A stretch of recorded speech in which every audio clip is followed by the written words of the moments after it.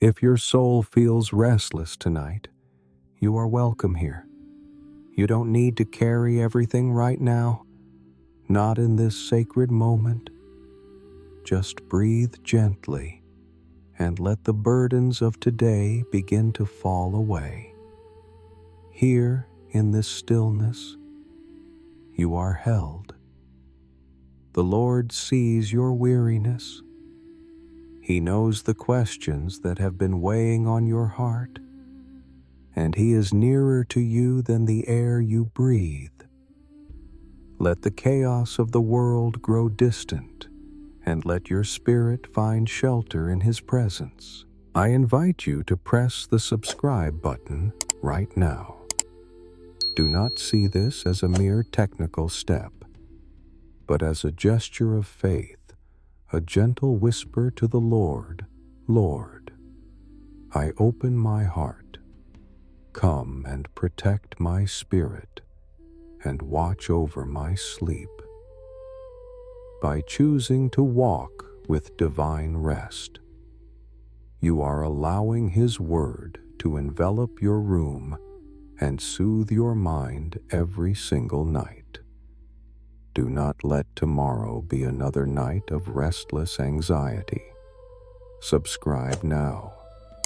Let the love of Jesus heal your wounds and grant you the true rest you deserve tonight. Tonight, we step into the Book of Hosea, a tender and deeply human story for anyone who feels exhausted by broken trust, repeated mistakes, or the fear of being abandoned.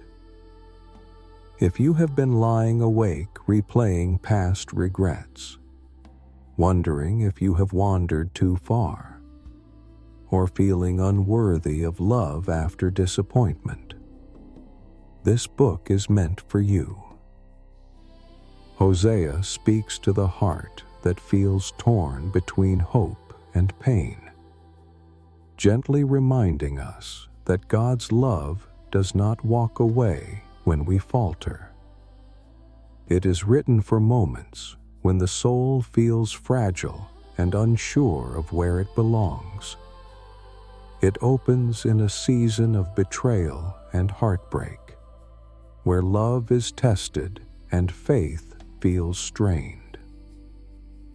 Yet through Hosea, we see a God who does not give up, a God who continues to call His people back with compassion rather than anger.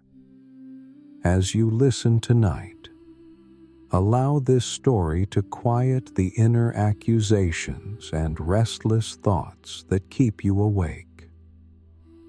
In the safety of His unfailing love, God transforms fear into reassurance and shame into peace, reminding you that even in weakness, you are still chosen, still seen, and still gently held as you drift into rest.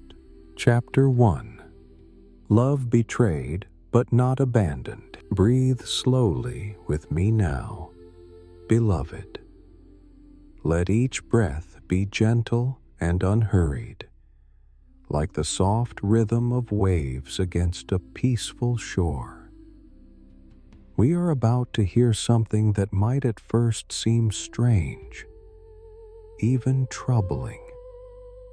God is going to ask His prophet to do something that will break his heart, to enter into a marriage that will teach him through his own pain what God feels when His people wander away. And as we listen together, we will discover that God does not begin with condemnation. He begins by showing us, as tenderly as He can, what it feels like to love someone who does not love you back. When the Lord first spoke through Hosea, the Lord said to Hosea, "Go, take to yourself a wife of whoredom and have children of whoredom, for the land commits great whoredom by forsaking the Lord." imagine hearing these words. Dear friend, you are a prophet, a man of God, someone who has walked faithfully, who has kept yourself pure, who has honored the Lord with your life. And suddenly, in the quiet of prayer, in the stillness where you have always heard His voice most clearly, God speaks a command that doesn't make sense. Marry a woman who will be unfaithful to you. Build your life with someone whose heart will wander. Make a covenant knowing it will be broken. Love knowing you will be betrayed. And the reason God gives is so tender in its honesty, so vulnerable in what it reveals. Because the land commits great whoredom by forsaking the Lord. Because I need you to understand. Hosea, I need someone to know what this feels like. I need you to live in your own flesh what I experience every day when my people turn away from me, when they give their hearts to other gods, when they forget the covenant and wander into arms that are not mine. So he went and took Gomer, the daughter of Diblaim, and she conceived and bore him a son. Hosea listens to this difficult command, beloved, and with a heart both trembling and trusting. He says yes. He goes and finds Gomer, this woman whose name will become woven into his story, whose life will become inseparable from his own, and he marries her, not reluctantly, not with resignation, but with the kind of love that chooses to give itself even when it knows the cost, the kind of commitment that opens its heart even when it understands the risk. He makes her his wife. He brings her into his home. He speaks vows over her that bind his life to hers, that promise faithfulness no matter what comes. And in the tender intimacy of their marriage, she conceives. Can you imagine that season?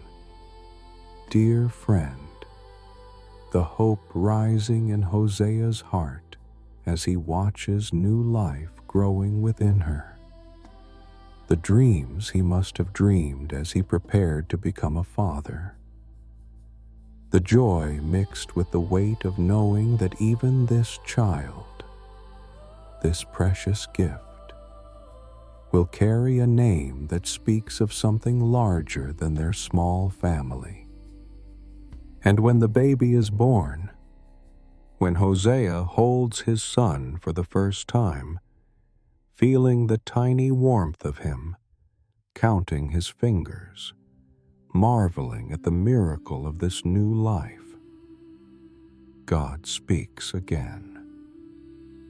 And the Lord said to him, "Call his name Jezreel, for in just a little while I will punish the house of Jehu for the blood of Jezreel, and I will put an end to the kingdom of the house of Israel."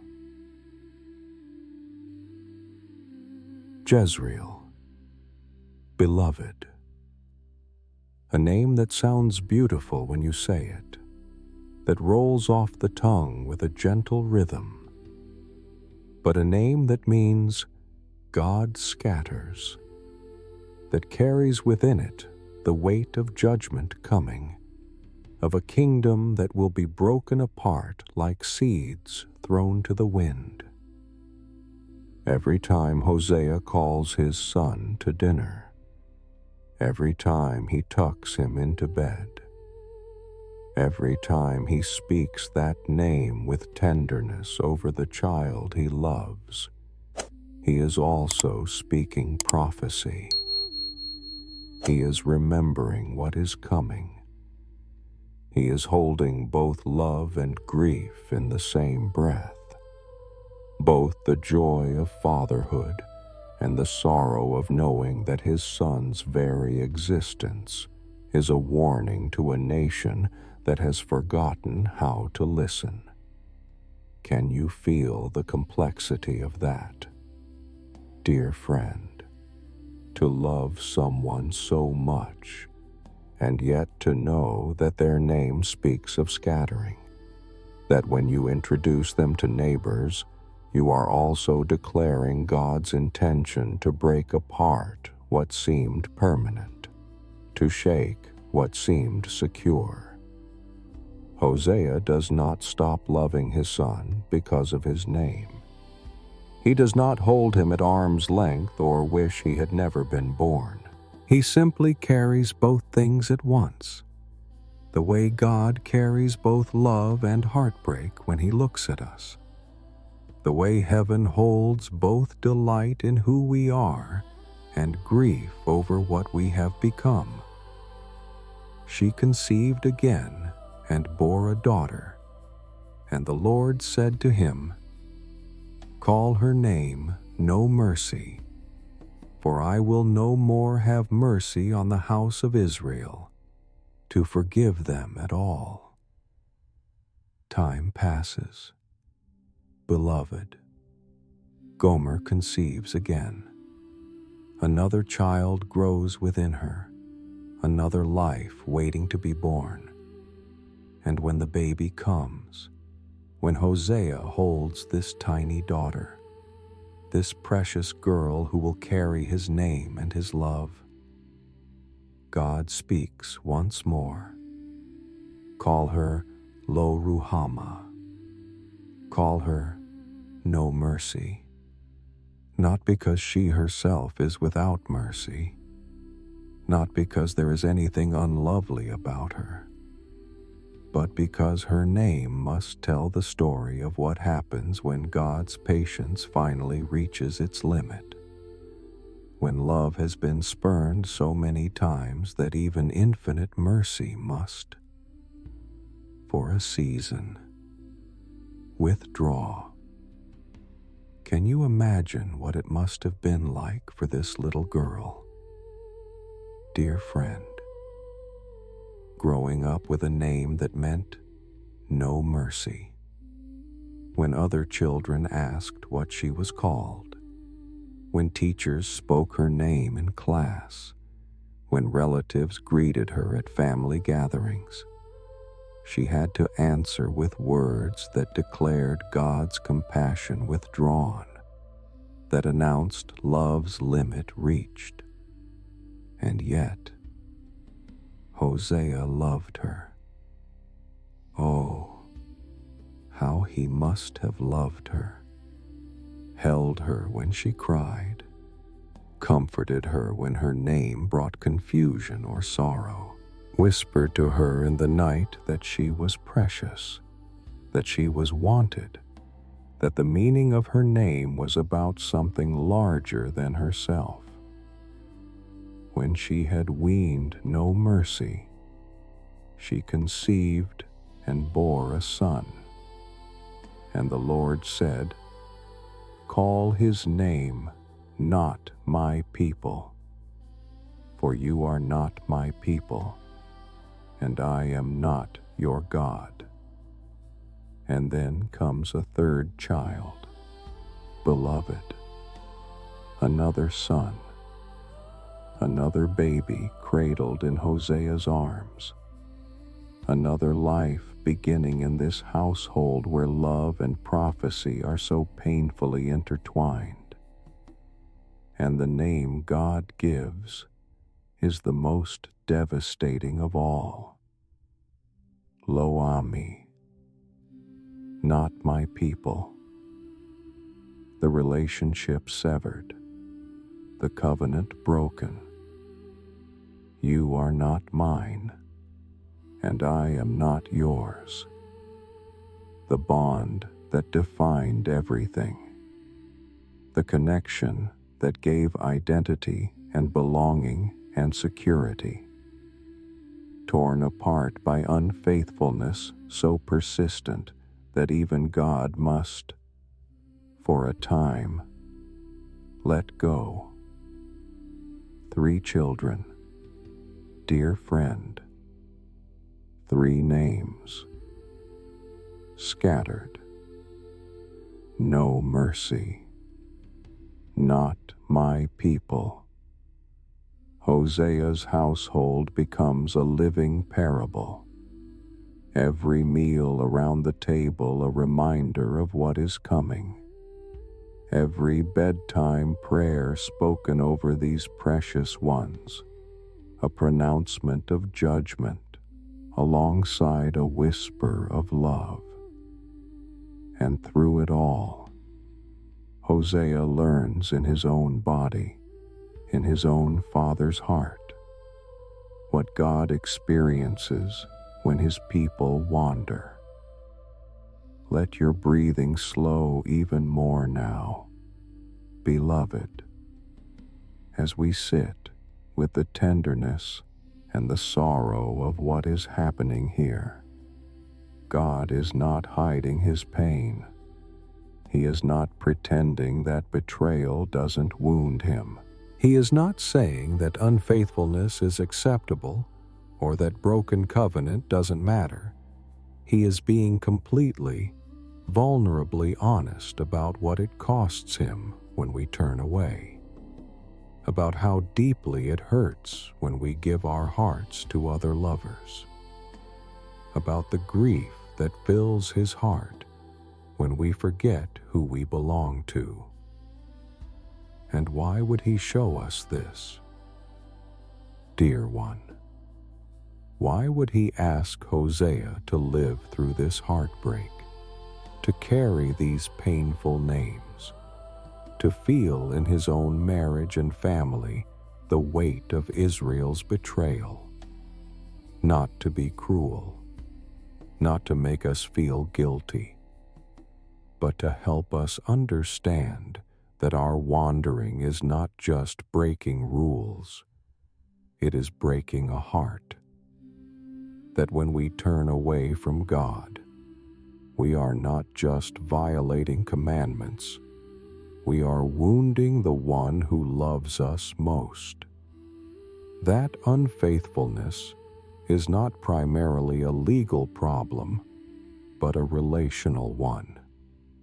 Not mainly about justice, but about love that has been given and rejected, offered and refused.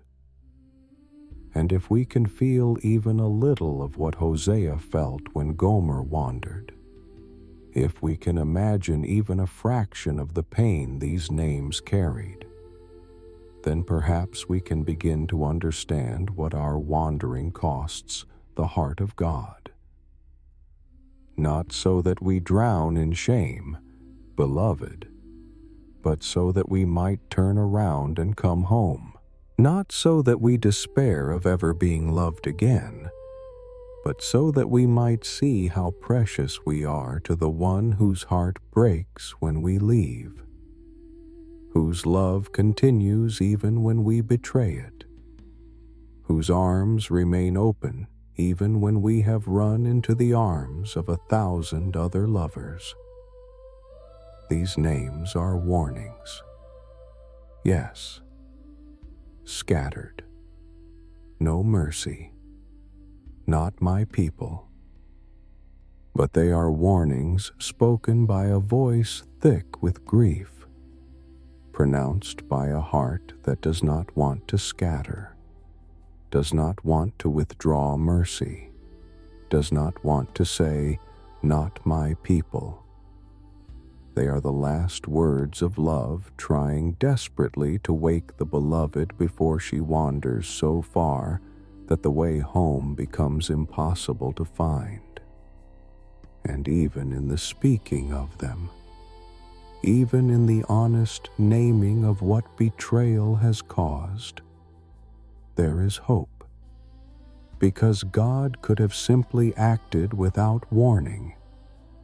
He could have scattered without announcing it, withdrawn mercy without explaining why, severed the relationship without giving any notice.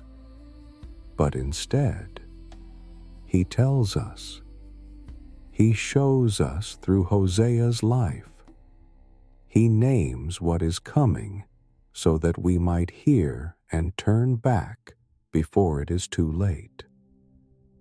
And that very telling, that willingness to reveal His broken heart, is itself a form of mercy, a sign that He has not yet given up, a whisper that even now, even with these terrible names spoken, there might still be time to come home.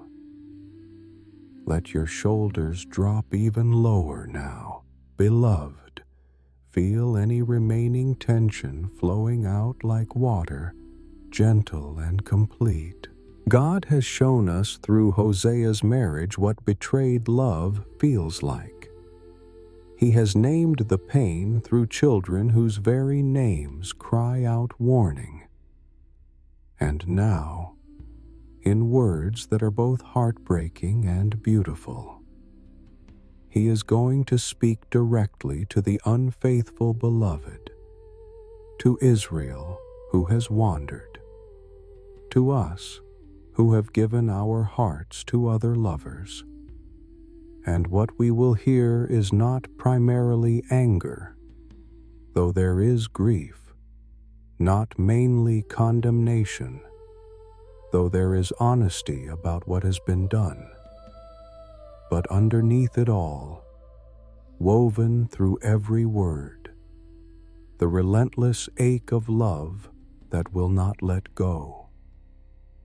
Plead with your mother, plead, for she is not my wife, and I am not her husband, that she put away her whoring from her face, and her adultery from between her breasts. Listen to how this begins. Dear friend, plead with her. God is enlisting the children, asking them to join in this desperate appeal, to add their voices to His in calling their mother home. And the words He speaks are so raw, so unguarded. She is not my wife. I am not her husband. The covenant that once bound us has been shattered by her unfaithfulness. The relationship that defined us both has been torn apart. And yet, He is still speaking, still pleading, still hoping that if she will just put away her unfaithfulness, if she will just turn from the other lovers and remember who she truly belongs to, everything might somehow be restored. Can you feel the vulnerability in that?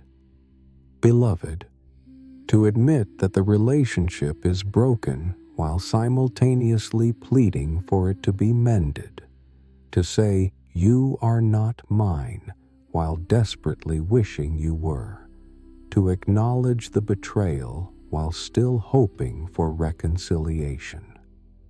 This is not cold judgment pronounced from a safe distance.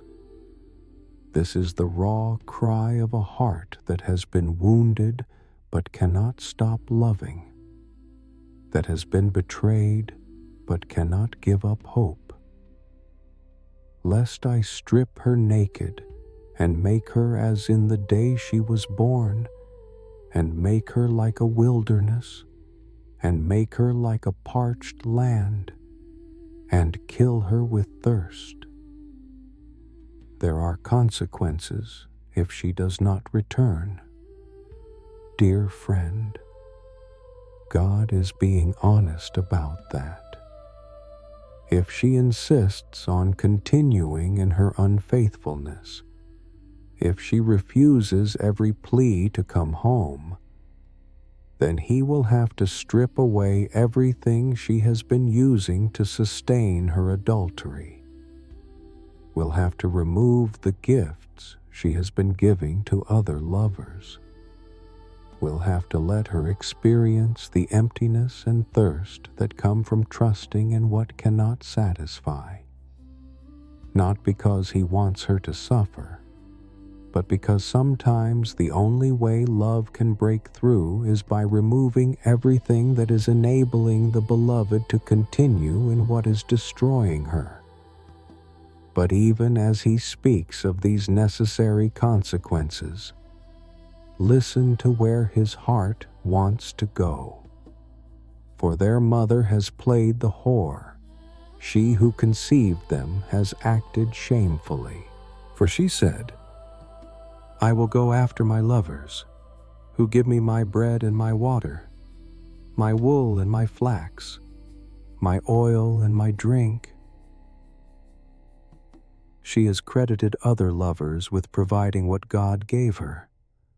Beloved, every good thing in her life, every provision and comfort and joy came from His hand. But she looks at the bread that fills her and thinks her lovers baked it. She feels the warmth of wool and believes her lovers wove it. She tastes the sweetness of oil and imagines her lovers pressed it. She has completely forgotten the source, has entirely lost sight of where blessing actually comes from, and in her forgetfulness, she gives to empty idols the devotion and gratitude and love that belong only to the God who has been providing all along. Can you hear the pain in God's voice as He describes this? Dear friend, not the anger of wounded pride, but the grief of love that has been completely overlooked. The sorrow of a giver whose gifts have been attributed to everyone except Him. It is not that He needs our thanks for His own sake, as if He is insecure and requires constant affirmation. It is that when we do not recognize where blessing comes from, we disconnect ourselves from the source. We cut ourselves off from the only one who can truly satisfy. We bind ourselves to lovers who take credit for what they did not give and can never replenish. Therefore I will hedge up her way with thorns, and I will build a wall against her, so that she cannot find her paths. She shall pursue her lovers, but not overtake them, and she shall seek them, but shall not find them. And so, with a tenderness we might miss if we are not listening carefully. God says He will make her way difficult, not to punish her for punishment's sake, but to protect her from the destruction her wandering will bring. He will put obstacles in the path that leads away from Him. He will build walls that block her access to the lovers who promise everything and deliver nothing. He will frustrate her pursuit of what can never satisfy her, will make it harder and harder for her to reach what she thinks she wants, what she believes will fill her, what she imagines will bring her life. And why? So that in the frustration, in the obstacles, in the blocked paths and unreachable lovers, she might finally stop running long enough to remember Then she shall say, I will go and return to my husband, for it was better with me then than now. This is what God is hoping for, beloved, that the very difficulty of continuing in unfaithfulness will become the thing that turns her around, that when she cannot reach the lovers she is chasing, when the path she is running down keeps getting blocked, when nothing is working out the way she planned, she will pause, she will think, she will remember, and in that moment of remembering, she will realize that what she had with God was better than anything these other lovers have given her, that life in covenant was fuller than life in adultery, that being loved by the one who actually knows her was sweeter than being used by those who only want what they can take from her. And she did not know that it was I who gave her the grain, the wine, and the oil, and who lavished on her silver and gold, which they used for Baal. She did not know. Dear friend, in all her wandering, in all her chasing after other lovers, in all her crediting them with her provision, she genuinely did not understand that every good thing came from God's hand. The grain that sustained her, the wine that brought her joy, the oil that anointed her, the silver and gold that adorned her, all of it was His gift. All of it flowed from His generous love.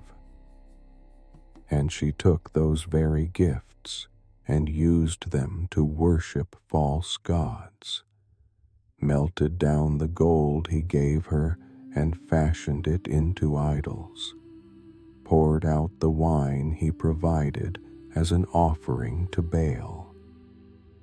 Can you feel the gentleness even in this heartbreak? Beloved, she did not know. God is not saying she was deliberately malicious, that she consciously chose to hurt Him. He is acknowledging that she was confused, deceived, blind to the truth. And that very acknowledgement opens a door for mercy, creates space for restoration, suggests that if she could just see clearly, if she could just understand where blessing truly comes from, she might stop giving her heart to what can never love her back. Therefore, I will take back my grain in its time, and my wine in its season, and I will take away my wool and my flax, which were to cover her nakedness. And so God says, He will, for a season, withdraw the gifts she has been misusing, not forever, not to destroy her, but to help her see clearly what she has been unable to recognize while the gifts kept flowing. When the grain is gone, when the wine ceases, when the wool and flax are taken away, then perhaps she will finally understand that these things came from God, that her lovers cannot actually provide what they promised, that apart from Him there is no sustenance, no joy, no covering. Let your breathing deepen now. Dear friend, as we come to the turn, the shift, the moment when all this necessary stripping away gives way to something infinitely tender. God has spoken honestly about betrayal, has named clearly the consequences, has described the painful process of removing what enables continued unfaithfulness. And now, with all of that laid bare, he speaks the words his heart has been longing to speak all along.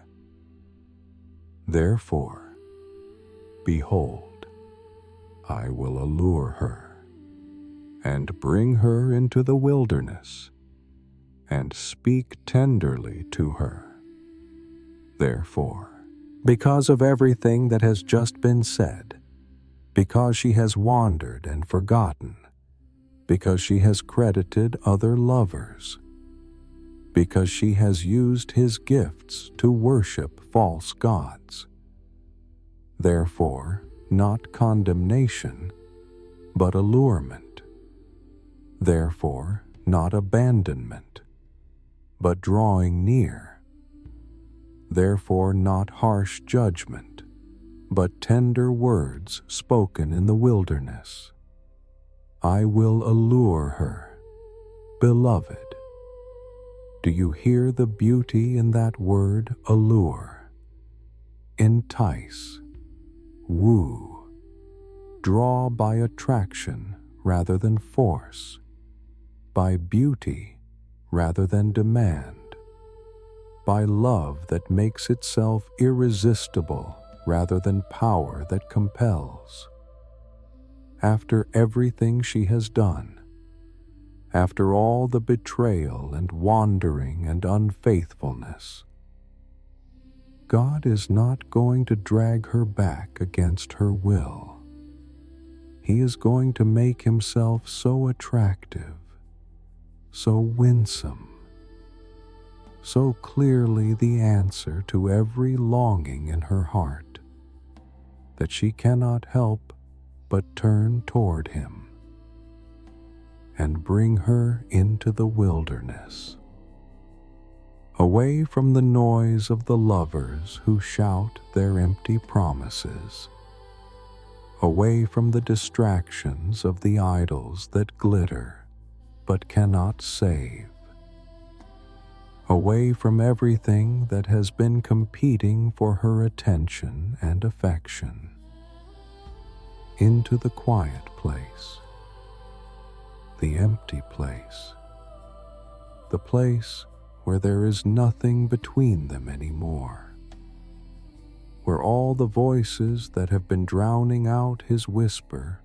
finally fall silent, where she can hear what he has been trying to tell her all along and speak tenderly to her. Oh, beloved, let these words sink deep into your heart. Speak tenderly, not with accusations, though he has every right, not with recriminations, though the betrayal is real, not with condemnation, though the unfaithfulness is undeniable, but tenderly, the way you speak to someone whose heart you are trying to win, someone you love too much to lose, someone whose return you desire more than their punishment, someone you would rather restore than reject. What will he say in the wilderness? Dear friend, what words will he speak when it is finally quiet enough for her to hear? And there I will give her her vineyards and make the valley of Achor a door of hope.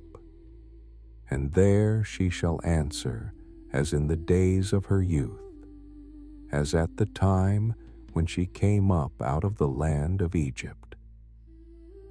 He will give her vineyards, beloved, will restore fruitfulness to what has been barren, will bring back abundance to what has been stripped bare, will return the very things he had to take away in order to wake her up, will pour back blessing now that she can finally see where it comes from.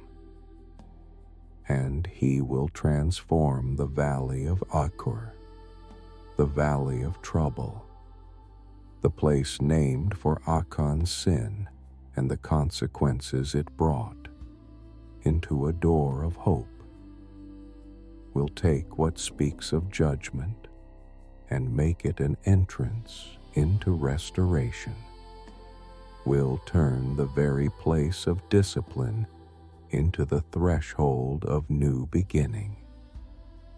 And there she shall answer, "Dear friend," in the wilderness, with tender words being spoken over her, with vineyards being restored and valleys of trouble becoming doors of hope, she will finally respond, not out of duty, not from fear, not because she has to, but the way she did in the days of her youth, when love was fresh and covenant was new, when she first came up out of slavery in Egypt into freedom, when everything was promise and hope and the joy of belonging to the one who loved her enough to make her his own.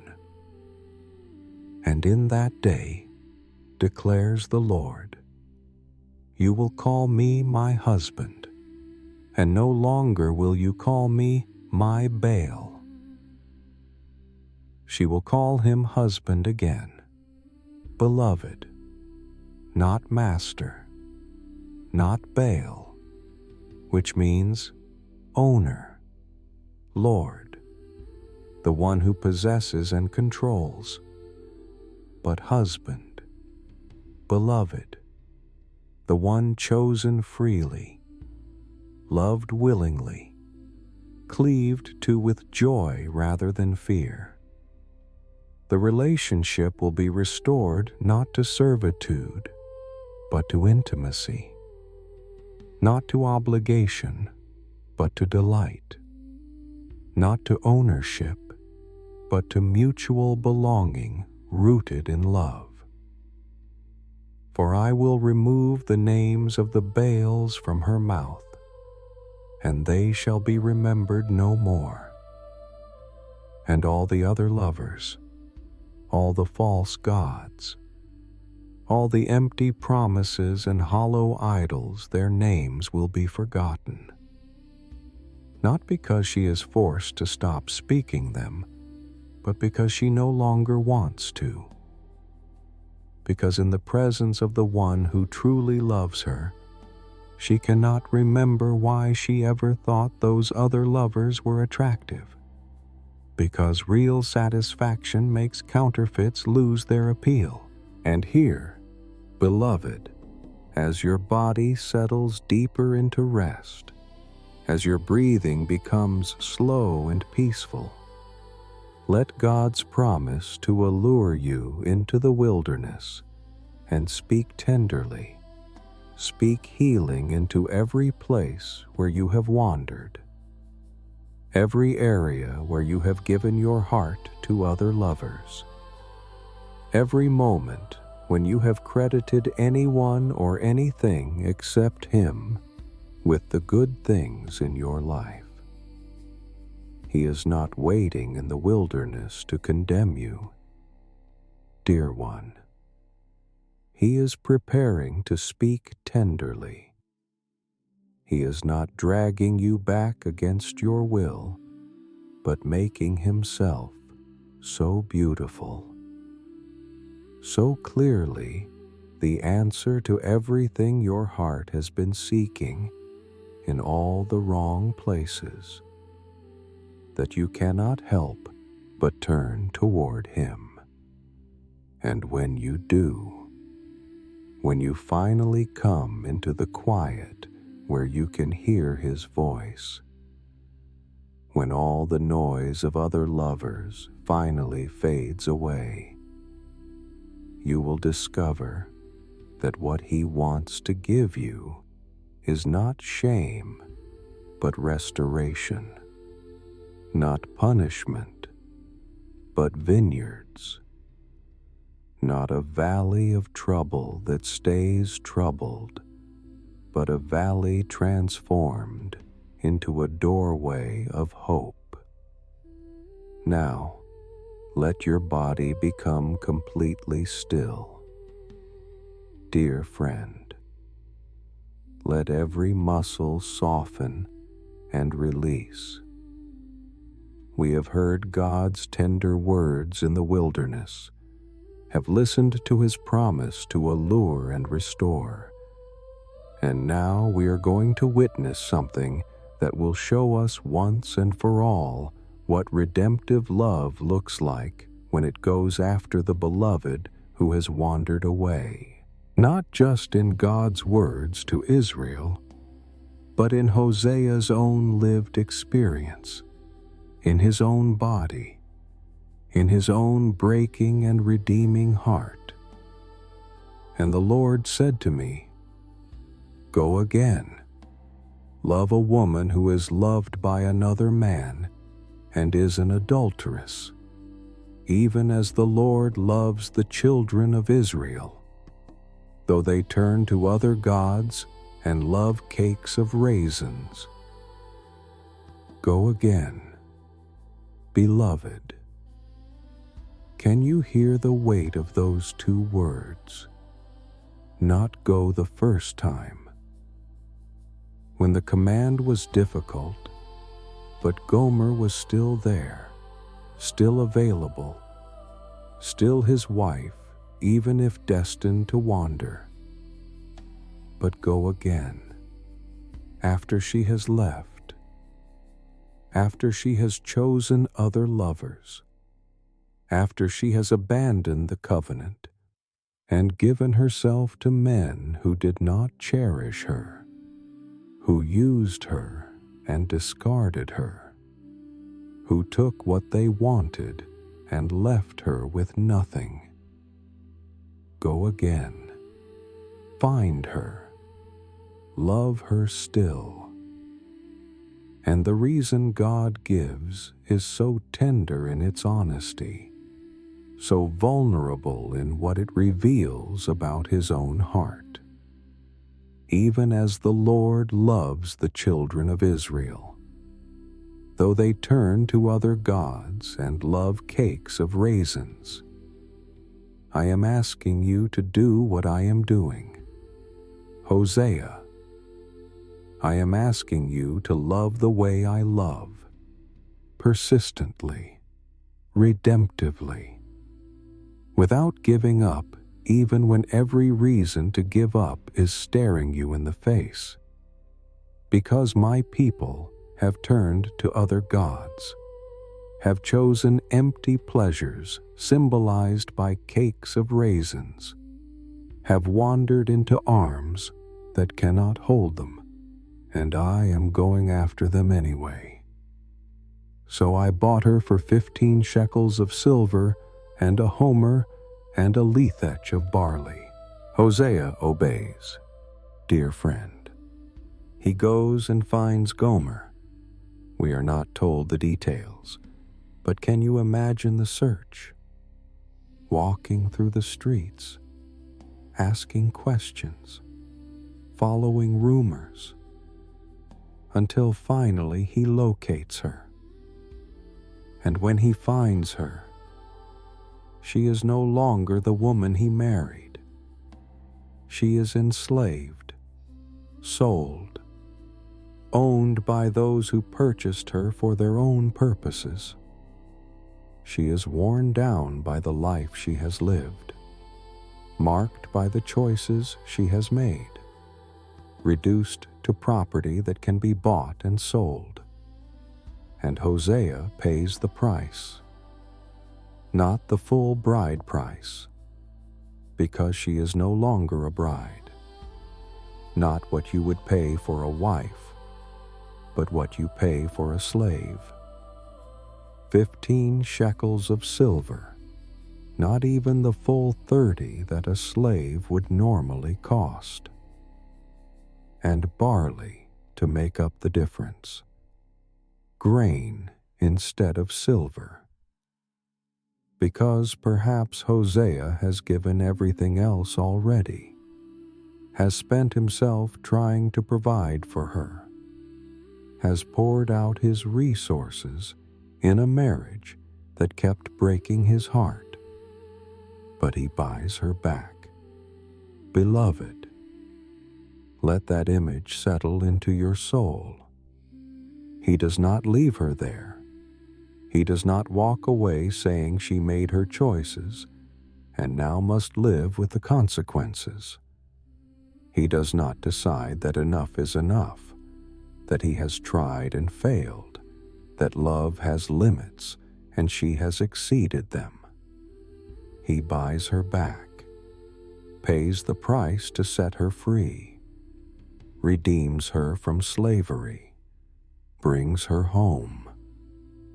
And I said to her, "You must dwell as mine for many days.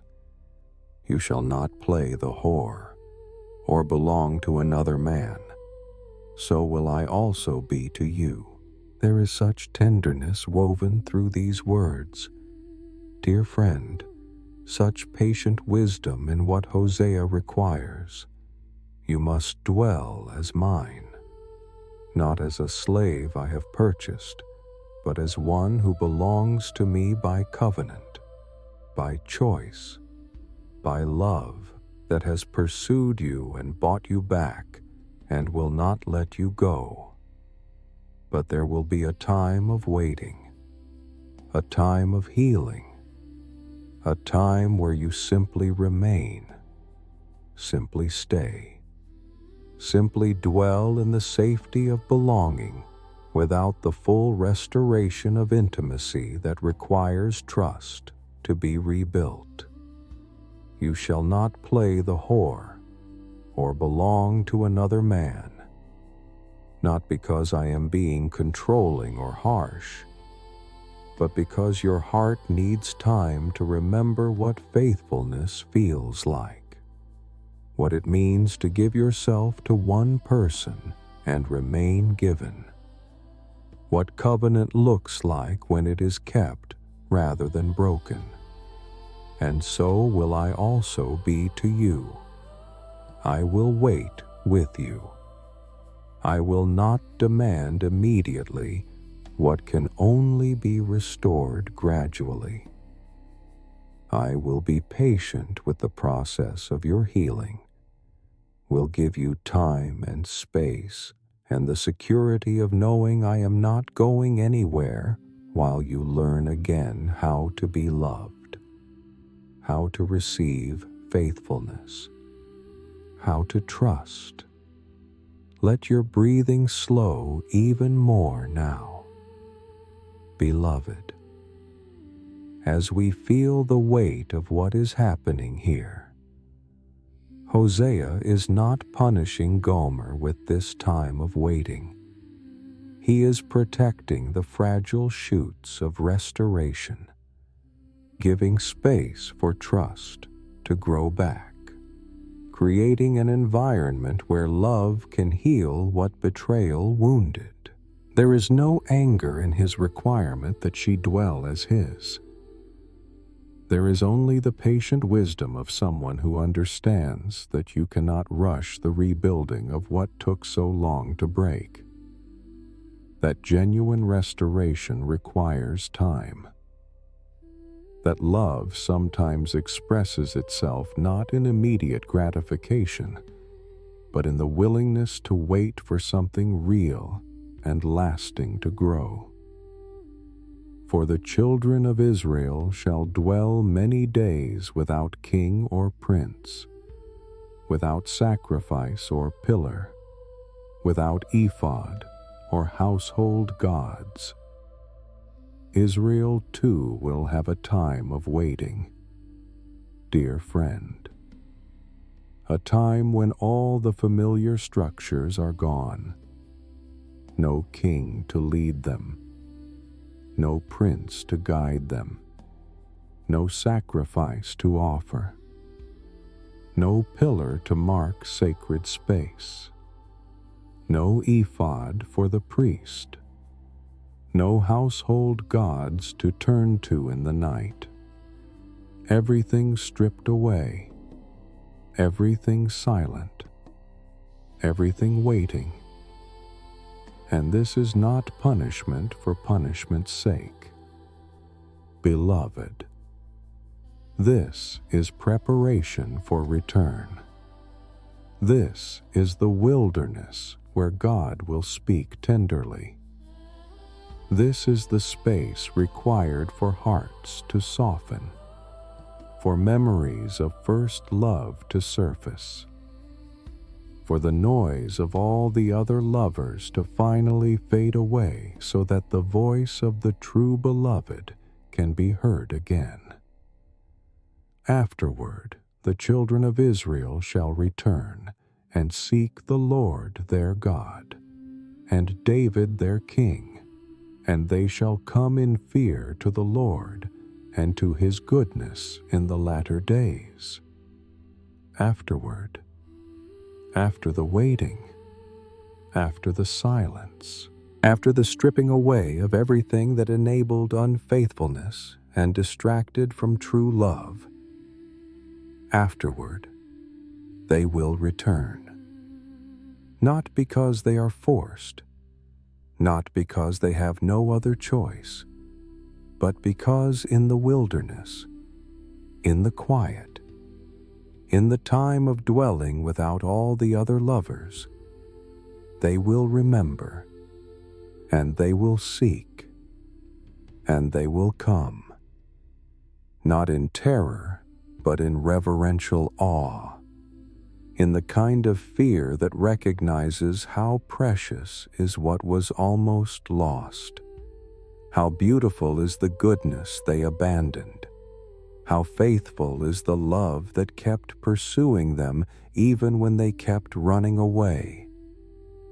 And here, beloved, as sleep draws very near, as your consciousness begins to blur and soften toward rest, let Hosea's willingness to buy back Gomer speak deep healing into whatever shame you carry about how far you have wandered, about what you have done in the arms of other lovers, about whether you are still wanted after everything that has happened. God has not left you in slavery. Dear one, He has come after you. He has paid the price to redeem you. Not because you deserve it, not because you earned it, not because you proved yourself worthy, but simply because He loves you, and His love does not change based on your faithfulness or lack thereof. And He cannot bear to leave you enslaved to lovers who used you, to gods who cannot save you, to choices that have brought you to a place of brokenness you never imagined you would reach. You may need time to heal, precious child. You may need to dwell in the quiet place for a season, to learn again what it means to belong to the one who bought you back, to remember slowly how to receive love that is faithful, to rebuild gradually the trust that was shattered. But you are not being punished. You are not being held at arm's length because you are unworthy. You are being given the gift of time, the grace of patience, the tender mercy of a love that understands you cannot rush healing, that knows restoration requires space, that is willing to wait as long as it takes for something real and beautiful and lasting to grow where betrayal left only ruins. So rest tonight, knowing that you have been bought back, that the price has been paid, that you are dwelling as His, even if you are still learning what that means, even if you are still in the time of waiting, even if the full restoration has not yet come. He has gone after you. He has found you. He has redeemed you. And He is not going anywhere. He will wait with you, will be patient with your healing, will give you all the time you need to remember how to be loved, how to trust, how to dwell in covenant rather than run to other lovers. And afterward, when the healing has had time to work, when the waiting has accomplished its purpose, when your heart has softened enough to seek Him again, you will come to His goodness. You will return not out of duty, but out of desire, not from obligation, but from love that has been awakened by His relentless pursuit. Not because you have to, but because you finally understand that there is nowhere else you want to be. No one else whose arms feel like home. No other love that satisfies like the love of the one who refused to give up on you. Sleep now in that truth, beloved. Rest in the knowledge that you are bought back, dwelling as His, waiting not in abandonment, but in the patient care of love that will see this through to full restoration. You are not too far gone. You are not beyond redemption. You are not unwanted after everything you have done. You are loved. You are pursued. You are brought home. And the one who paid the price to redeem you is even now waiting with you, healing with you, preparing to bring you into the fullness of restored covenant when your heart is ready to receive it. Sleep peacefully. Dear one, you are home. Amen. Chapter 2. The people forget God amidst abundance. Hear the word of the Lord, O children of Israel, for the Lord has a controversy with the inhabitants of the land. There is no faithfulness or steadfast love, and no knowledge of God in the land. Listen to how this begins, dear friend. The Lord has a controversy, not a verdict already pronounced, not a sentence already passed, but a controversy, a dispute, a conversation that needs to happen because something has gone terribly wrong. And what is missing is not complicated theology or elaborate ritual. It is faithfulness. It is steadfast love. It is the knowledge of God. The simple, beautiful foundations of relationship have crumbled away, and in their absence, everything else has begun to fall apart. There is swearing, lying, murder, stealing, and committing adultery. They break all bounds, and bloodshed follows bloodshed. Can you feel the cascading brokenness in these words? Beloved, when the knowledge of God departs, when love grows cold, when faithfulness is forgotten, then everything that holds a society together begins to unravel. Swearing becomes commonplace because words lose their weight when spoken by hearts that do not know truth. Lying spreads like wildfire because deception feels safer than vulnerability when love has left the land.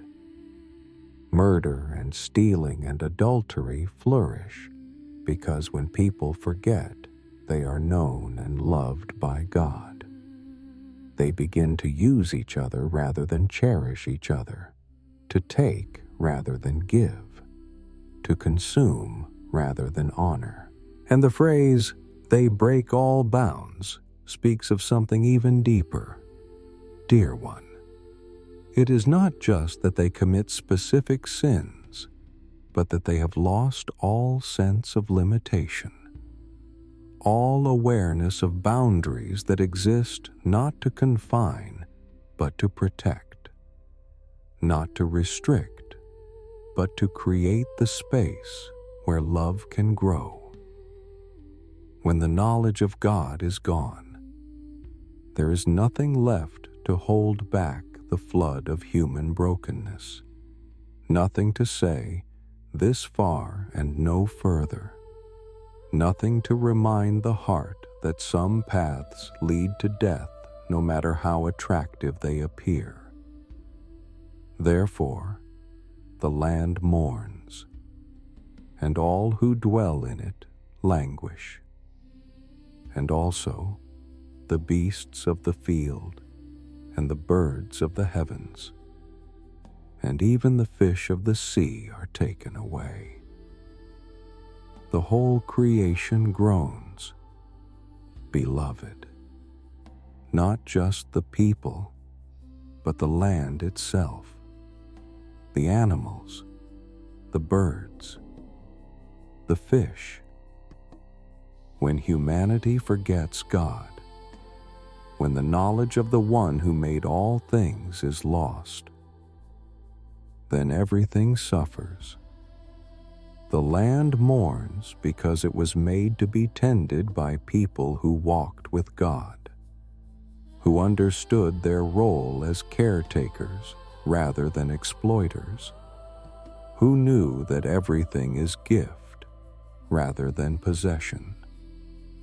And in the absence of that knowledge, the land withers, the animals languish, even the fish in the sea are taken away, caught up in the consequences of human forgetfulness. Yet let no one contend, and let none accuse. For with you is my contention, O priest.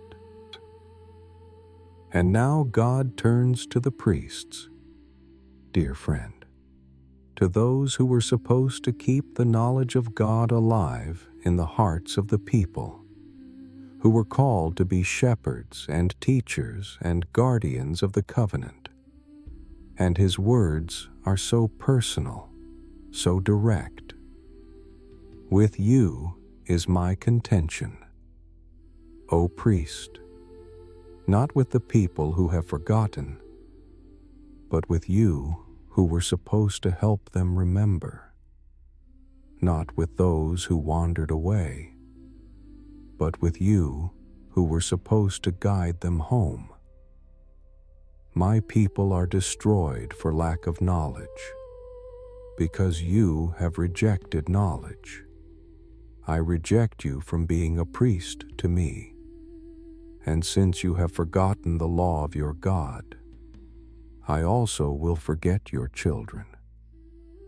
They are destroyed for lack of knowledge, beloved, not for lack of rules, not for lack of commandments written on stone, not for lack of religious structures or temple worship or sacrifice and ritual, but for lack of knowledge. For lack of knowing God, of experiencing His love, of understanding His heart, of remembering who they are and whose they are. And this knowledge was supposed to be kept alive by the priests, passed down from generation to generation. protected and proclaimed and embodied in lives that showed what it means to walk with God. But the priests rejected knowledge. Dear one, not out of ignorance, but out of choice.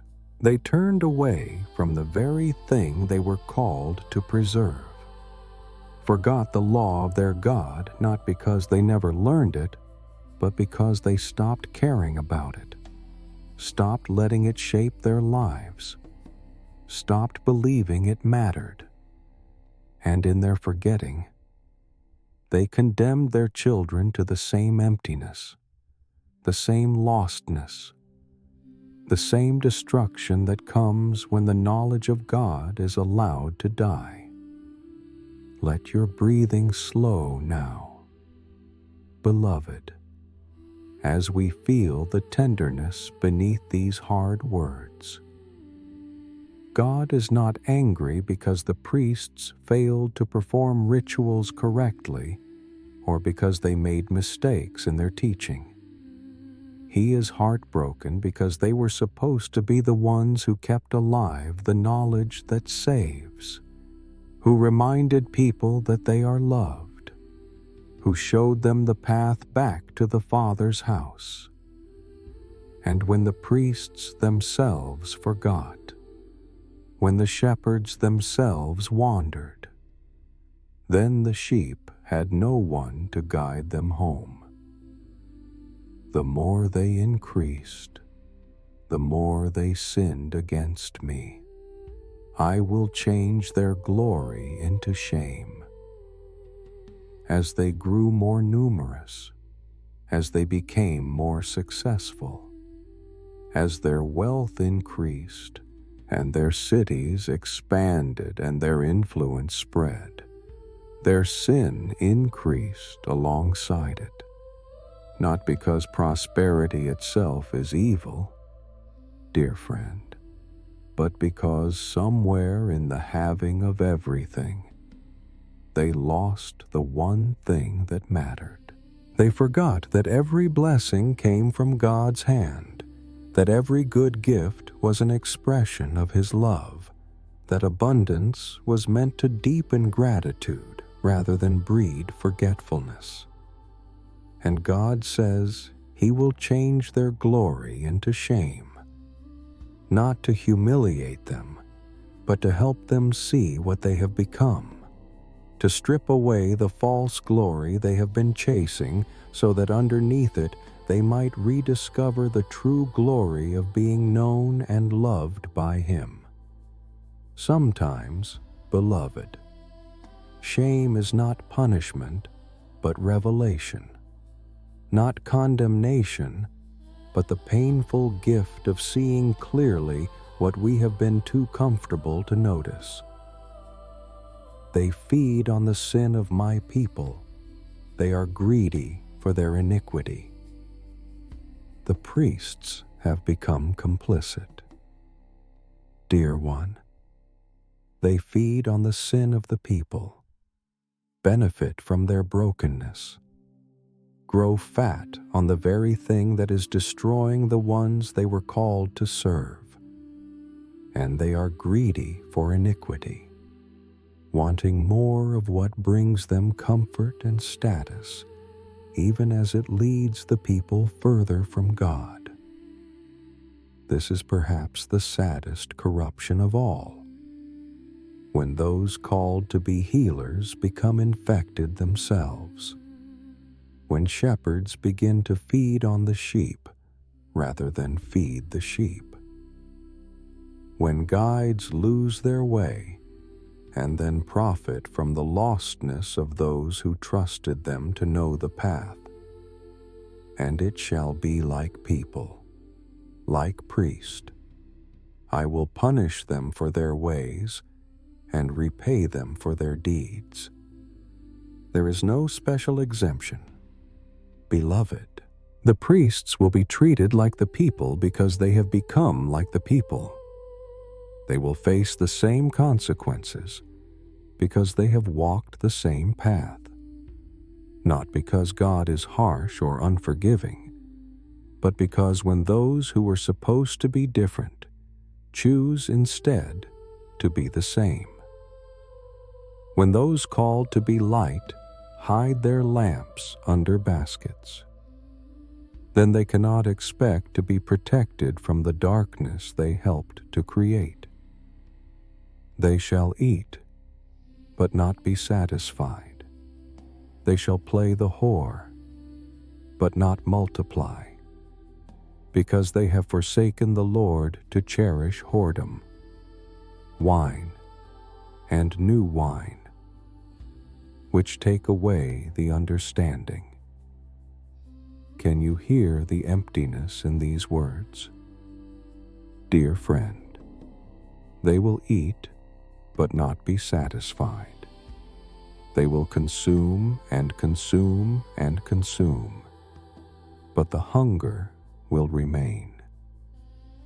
They will chase after lovers, but the promised multiplication will never come, because they have forsaken the only one who can truly satisfy, who can fill the deepest hungers, who can bring life where there is only death. And in his place they have chosen whoredom and wine and new wine, things that promise fullness but deliver only numbness, things that pledge satisfaction but bring only greater craving, things that claim to give understanding but actually take it away. This is the tragedy of idolatry, beloved. Not that it offers nothing, but that it offers just enough to keep us coming back while never delivering what it promises. Wine gives a moment of forgetfulness, but it takes away the very understanding we need to find our way home. Whoredom offers a fleeting pleasure, but it leaves us more alone than we were before. New wine, the latest intoxication, the newest promise of fulfillment, dulls the ache just long enough to make us forget that there is a deeper healing available if only we would turn toward it. My people inquire of a piece of wood, and their walking staff gives them oracles. For a spirit of whoredom has led them astray, and they have left their God to play the whore. They inquire of wood. Dear one, they ask questions of things that cannot hear. Seek guidance from objects that have no wisdom. Expect answers from idols that have no voice. And the walking staff, the thing meant to help them journey, has become an oracle, a source of direction, as if the tool could replace the God who gives both the journey and the destination. A spirit of whoredom has led them astray, has convinced them that anything can substitute for the one who made them, that any lover will do as long as the immediate need is met, that it doesn't matter whose arms they run into as long as someone is there to hold them. But, beloved, hear this with your whole heart. The problem is not primarily that they have broken rules or violated commandments. The problem is that they have left their God. They have walked away from relationship, abandoned intimacy, forgotten the love that gave them life, and in that leaving, in that forgetting, they have become lost in ways that all the sacrifices and rituals and religious observances cannot fix. They sacrifice on the tops of the mountains and burn offerings on the hills, under oak poplar, and terebinth, because their shade is good.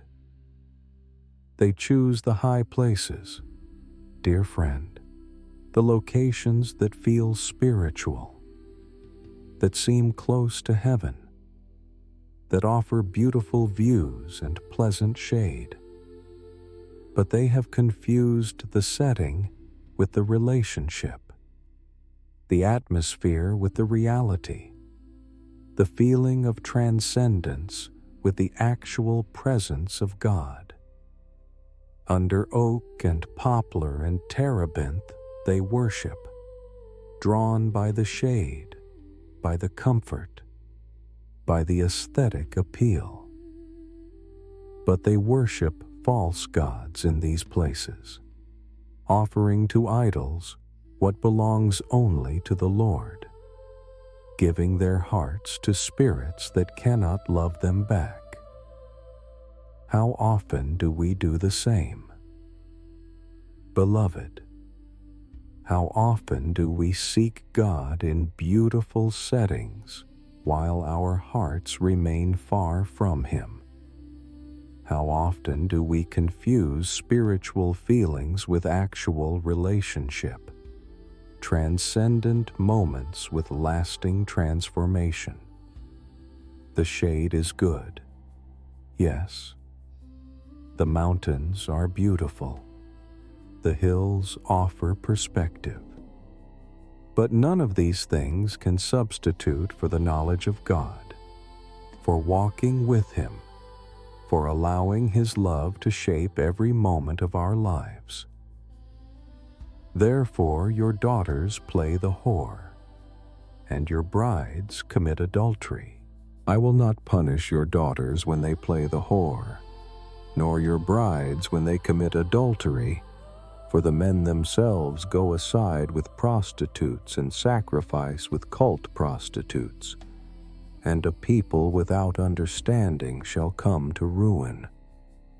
Can you feel the sadness in God's voice here?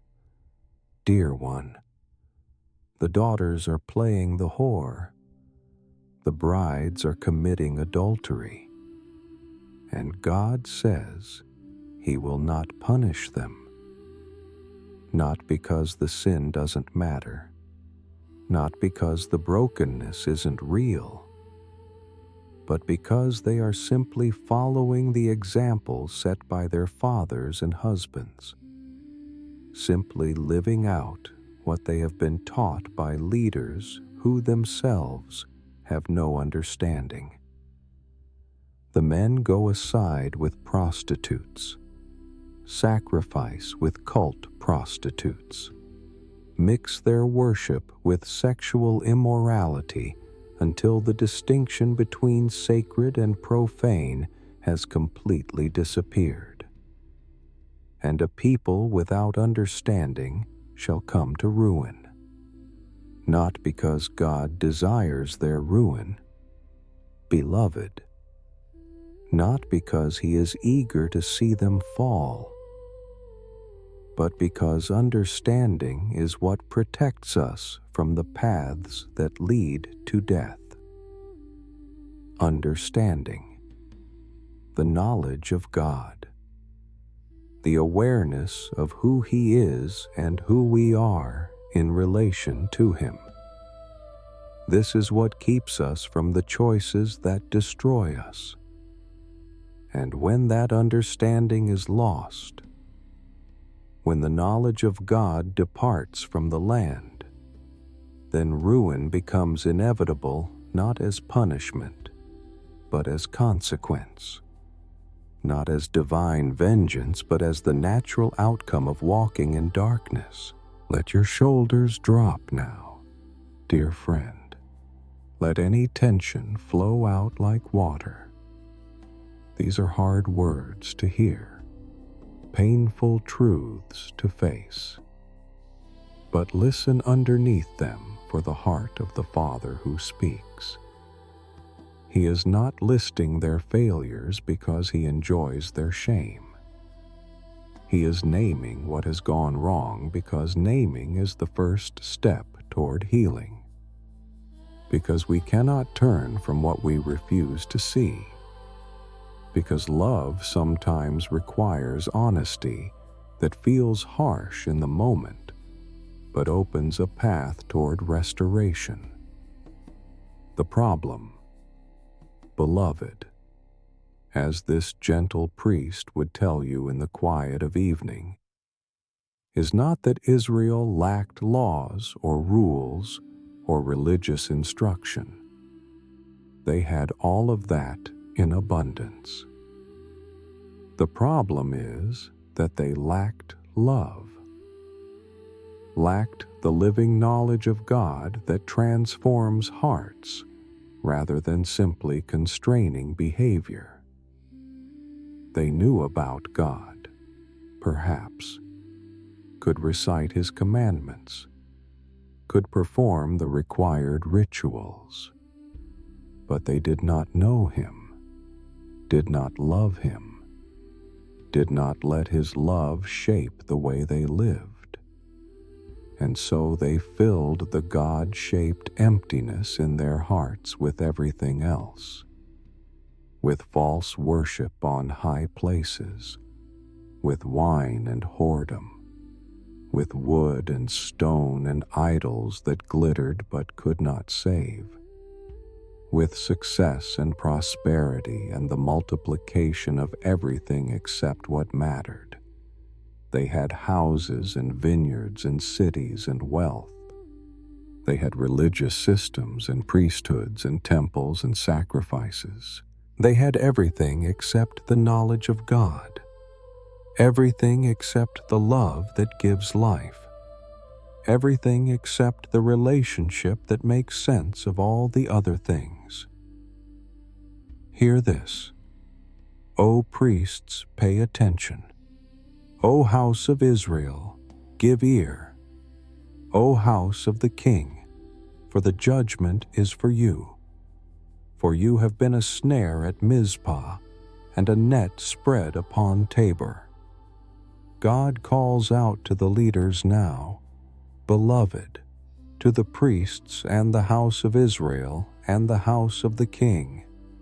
He names them specifically, draws their attention, asks them to hear what is about to be said, and the judgment, he says, is for them, not primarily for the common people who have been led astray, but for those who did the leading, who set the snares, who spread the nets, who used their positions of trust to trap rather than to free, to ensnare rather than to guide toward safety.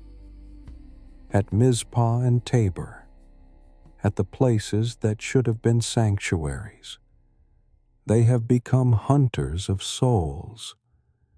Where people should have found refuge, they found manipulation. Where they should have encountered God, they encountered only the ambitions and corruptions of leaders who had forgotten what they were called to be. And God sees this.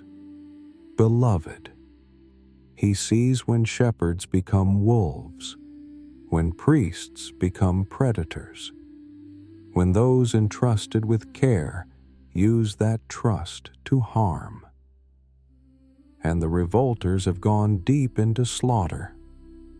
But I will discipline all of them. They have gone deep, dear friend. Not just dabbled in sin, not just made occasional mistakes, but gone deep into slaughter, descended into levels of brokenness that required intention and persistence. And God says He will discipline all of them, not to destroy, but to correct, not to abandon, but to bring back from the depths they have descended into. Discipline, beloved, is not the same as punishment. Discipline is the loving intervention of a father who cannot bear to watch his children drown in the depths they have chosen. I know Ephraim. and Israel is not hidden from me. For now, O Ephraim, you have played the whore. Israel is defiled. I know you, God says. You are not hidden from me. Even in your wandering, even in your unfaithfulness, even in your defiling of what was meant to be holy, I still know you. I see you. I have not lost track of you. And there is both comfort and conviction in these words.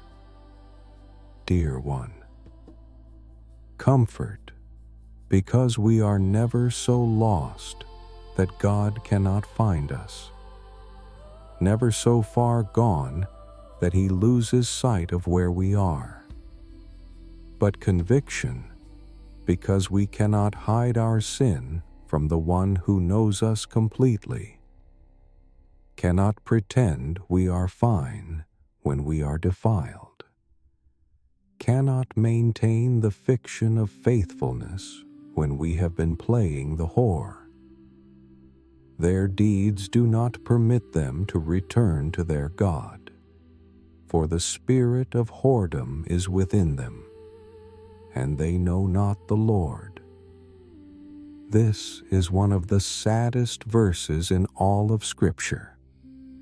Beloved, their deeds do not permit them to return, not because God has closed the door, not because He is unwilling to receive them, but because they have gone so far, so deep, so long into unfaithfulness that they can no longer find their way back.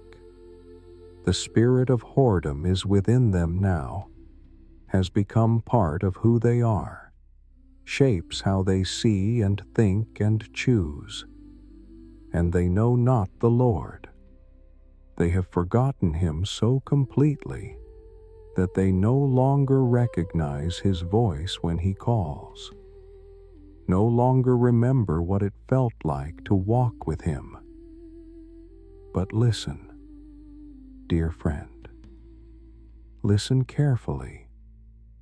Even here, even in this description of how far they have fallen, God is still speaking. He has not given up.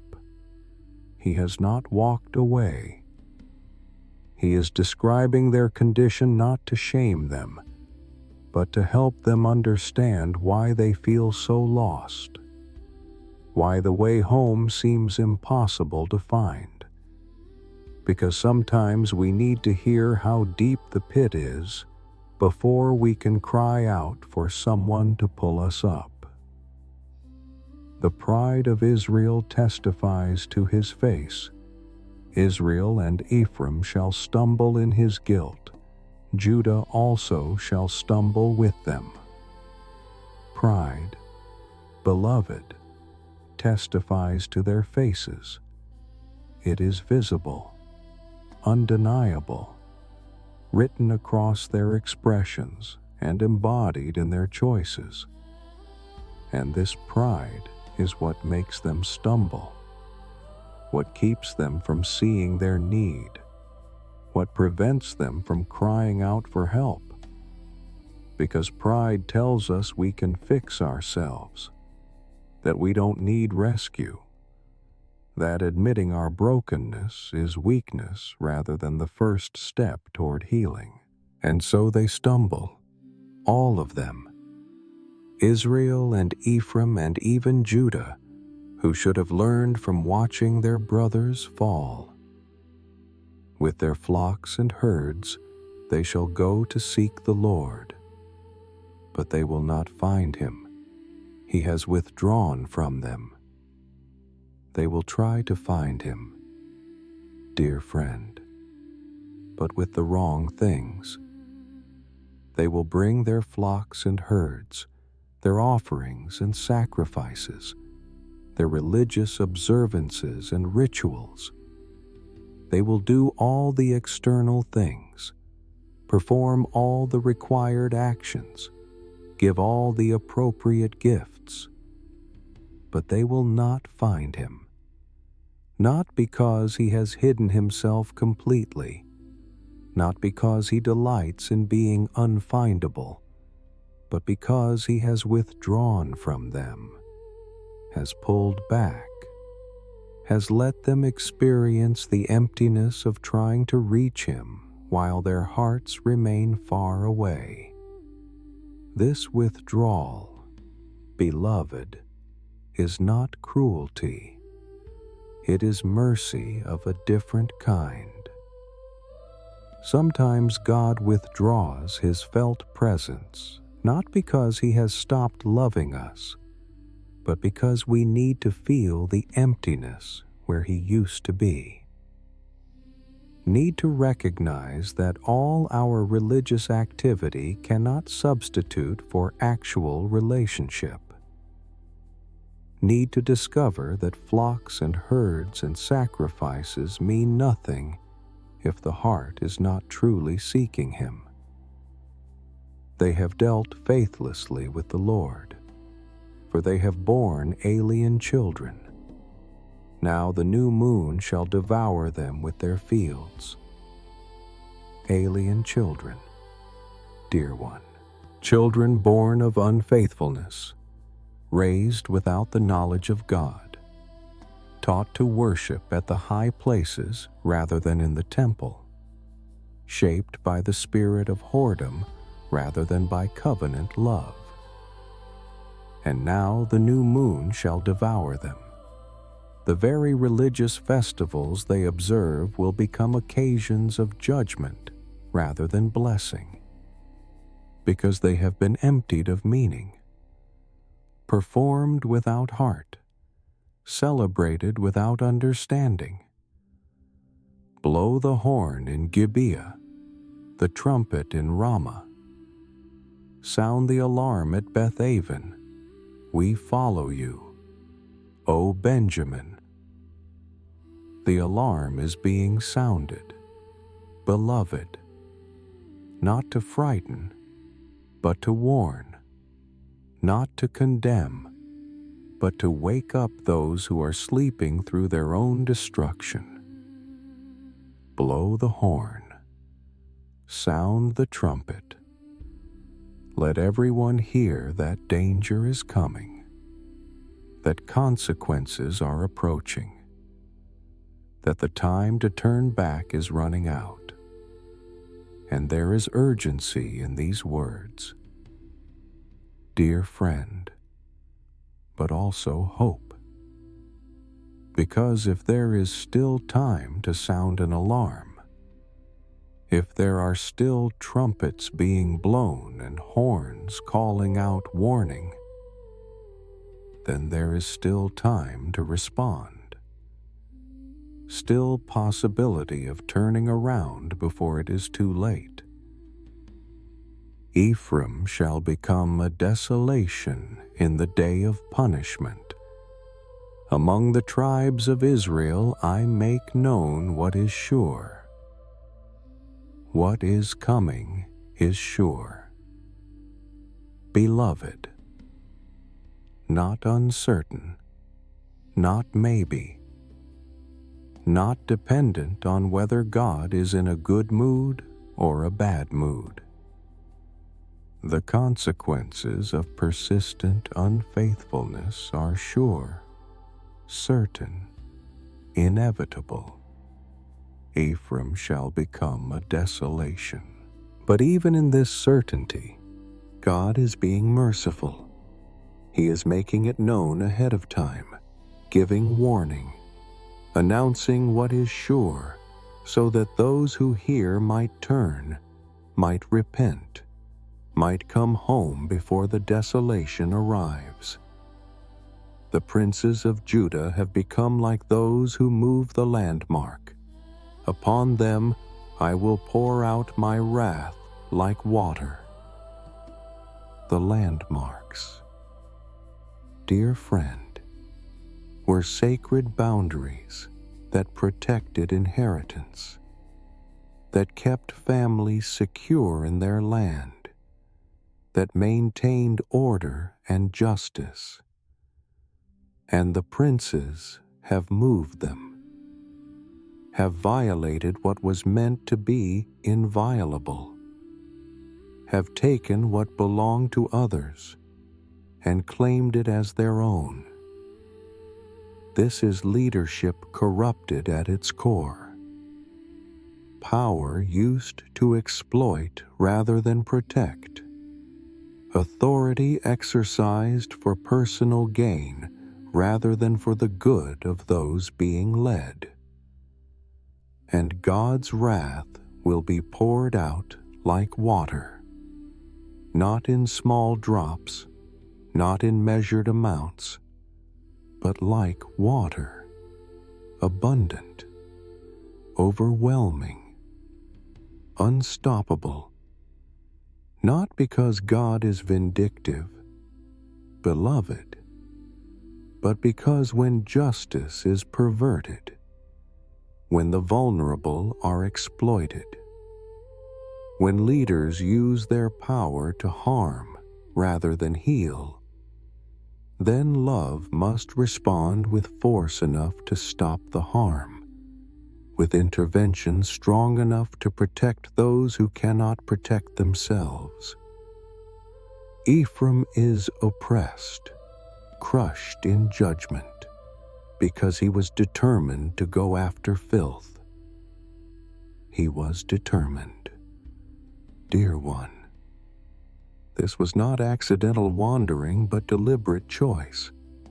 Not confusion, but determination. Not weakness, but willfulness. Ephraim was determined to go after filth, to pursue what defiles, to chase what destroys.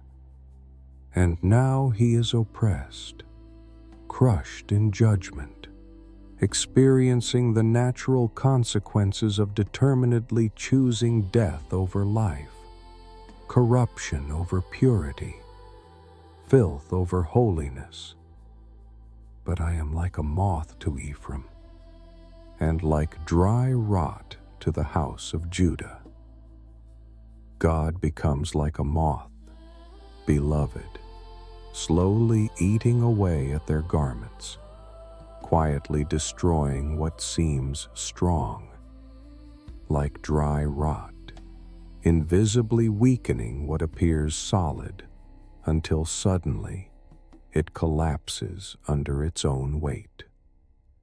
This is judgment that comes slowly, that gives time for recognition and repentance, that allows space for turning around. Not the sudden strike of lightning, but the patient work of decay that makes visible what was already dying underneath. When Ephraim saw his sickness, and Judah his wound, then Ephraim went to Assyria and sent to the great king. But he is not able to cure you or heal your wound. Finally, they see it, dear friend. They recognize the sickness, notice the wound, understand that something is terribly wrong. But instead of turning to God, instead of seeking the one who can actually heal, they go to Assyria. They send to the great king. They look for human solutions to spiritual problems, for political alliances to solve covenant brokenness, for worldly power to cure what only divine love can heal.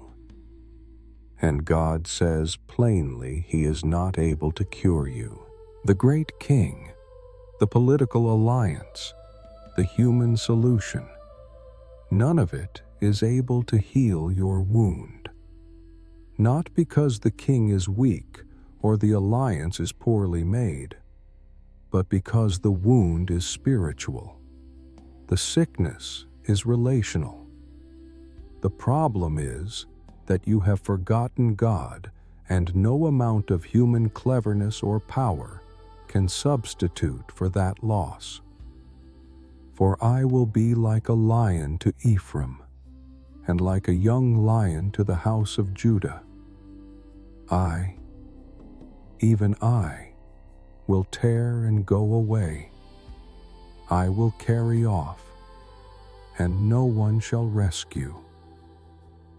God becomes a lion, beloved, no longer the moth, no longer the dry rot, but a lion tearing and carrying away.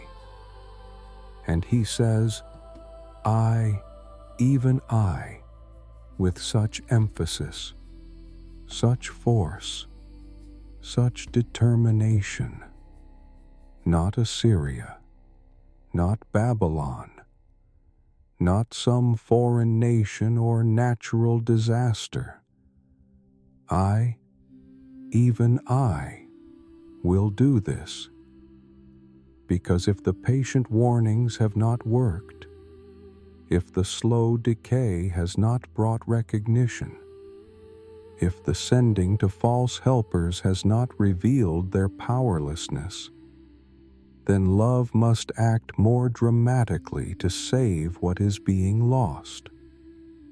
And yet, dear friend, listen to what comes next. I will go away. The tearing is not the end. The carrying off is not the final word. God will tear and carry away and then go away. Will withdraw. Will let them feel his absence.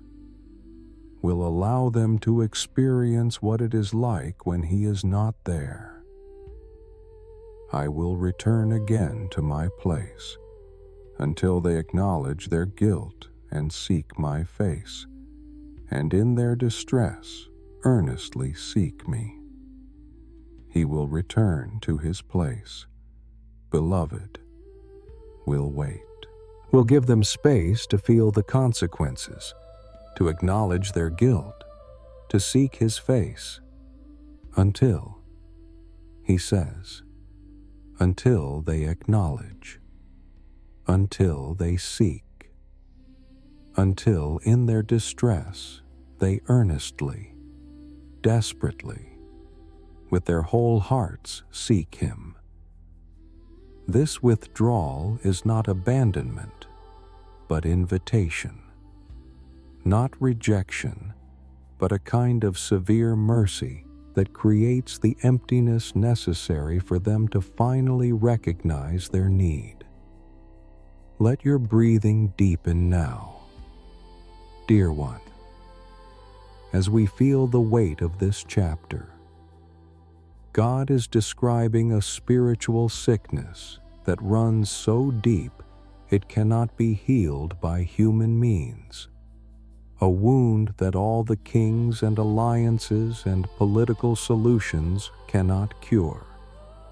He is showing them and showing us that when we persistently turn from him, when we are determined to go after filth, when we seek healing everywhere except from the one who can actually heal, then eventually he must let us feel the consequences of our choices. But even in the withdrawal, even in the tearing and carrying away, even in the becoming like a lion, there is purpose. Until they seek me, God withdraws not because he has given up, but because he is waiting for them to acknowledge their need, to seek his face, to earnestly cry out for what only he can provide. The sickness cannot be healed while they continue to trust in false cures. The wound cannot close while they keep running to physicians who have no medicine for spiritual disease. And so God withdraws, returns to his place, waits with a father's patience for his children to finally recognize that all their running has led nowhere, that all their seeking in other directions has found nothing, that they are still sick, still wounded, still desperately in need of the one they left behind. Come, let us return to the Lord, for he has torn us, that he may heal us. He has struck us down, and he will bind us up. And now, beloved, after all the warning and consequence, after the sickness and the wound and the withdrawal, we hear these beautiful words. Come, let us return. Not we must return out of obligation, not we should return out of duty, but come, let us return as an invitation, as a shared journey, as recognition dawning that the way forward is actually the way back, that what they have been seeking in every other direction has been waiting for them all along in the place they left. And listen to how they understand what has happened. Dear friend, he has torn us that he may heal us. He has struck us down, and he will bind us up. They are beginning to see that the tearing was not cruelty, but surgery, that the striking down was not violence, but intervention, that the one who wounded them is the same one who can heal them, and that the wounding itself was a form of love, a desperate attempt to stop them before they destroyed themselves completely. After 2 days he will revive us. On the 3rd day he will raise us up, that we may live before him. There is hope in these words. Beloved, such beautiful hope. The death that felt permanent will last only 2 days. The darkness that seemed endless will give way on the 3rd day to rising, to life, to being raised up into the presence of the one who revives. And though they could not have known it fully, these words whisper forward toward another 3rd day, another rising, another life given back after death. When Jesus would fulfill this pattern in his own body, would be torn and struck down and then raised up so that we might live before God forever, that we may live before him. Dear friend, this is the goal of everything, not just to be revived and raised and then sent away, but to live before him, in his presence, with his face turned toward us and our faces turned toward him, to know and be known, to love and be loved, to walk with him as Adam walked in the cool of the day before sin created distance between Creator and creation. Let us know, let us press on to know the Lord. His going out is sure as the dawn. He will come to us as the showers, as the spring rains that water the earth. Let us press on to know. Beloved, not just to know about, but to know, to experience, to encounter, to be in relationship with. And this knowing of the Lord is described with such beautiful images. His going out is sure as the dawn, every morning, without fail, without exception. The sun rises, and just as surely, just as faithfully, the Lord comes to those who seek Him. He will come to us as showers, as spring rains that water the earth, not with force that destroys, but with gentleness that nourishes, not with violence that tears up, but with moisture that brings life, that causes seeds to sprout and plants to grow, and what was dry to become green again. Can you feel the beauty of this promise? Dear one, after all the judgment, after all the consequences, after all the withdrawal and tearing and striking down, God is compared to dawn and spring rain, to things that bring light and life and growth, to natural rhythms that can be counted on, that return faithfully, that never fail to come. What shall I do with you, O Ephraim? What shall I do with you, O Judah? Your love is like a morning cloud, like the dew that goes early away. But God responds with such tender sadness. Beloved, what shall I do with you? Not, what will I do to you in threat, but what shall I do with you in bewilderment, in the ache of love that does not know how to reach the beloved? Your love is like morning cloud, like dew that goes away early.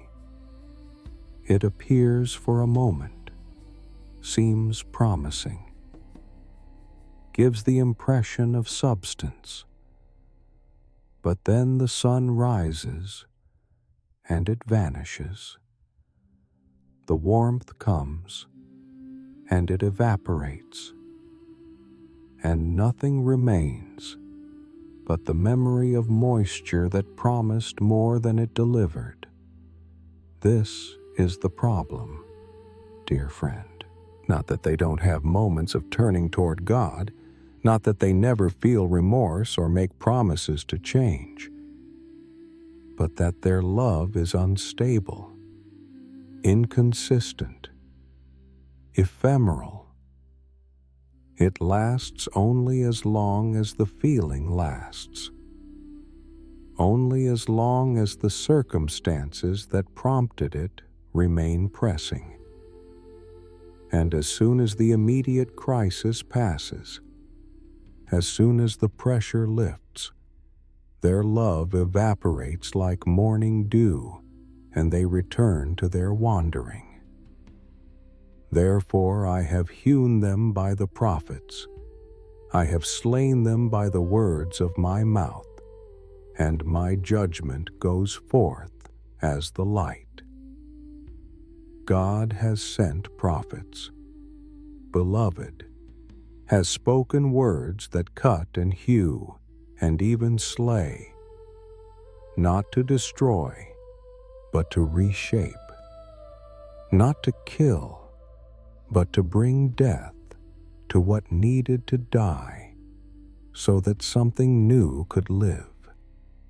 His words come like a sword that divides truth from lies, like a chisel that chips away everything false to reveal the true form underneath, like light that exposes what has been hidden in darkness.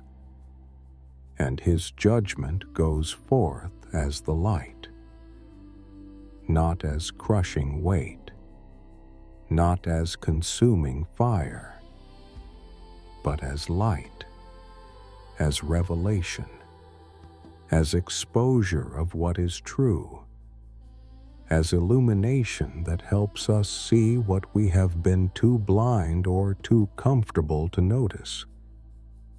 Light, dear one, is not cruel. It simply shows things as they are. And sometimes that showing is the most merciful thing love can do. For I desire steadfast love and not sacrifice, the knowledge of God rather than burnt offerings. And now we come to the heart of everything.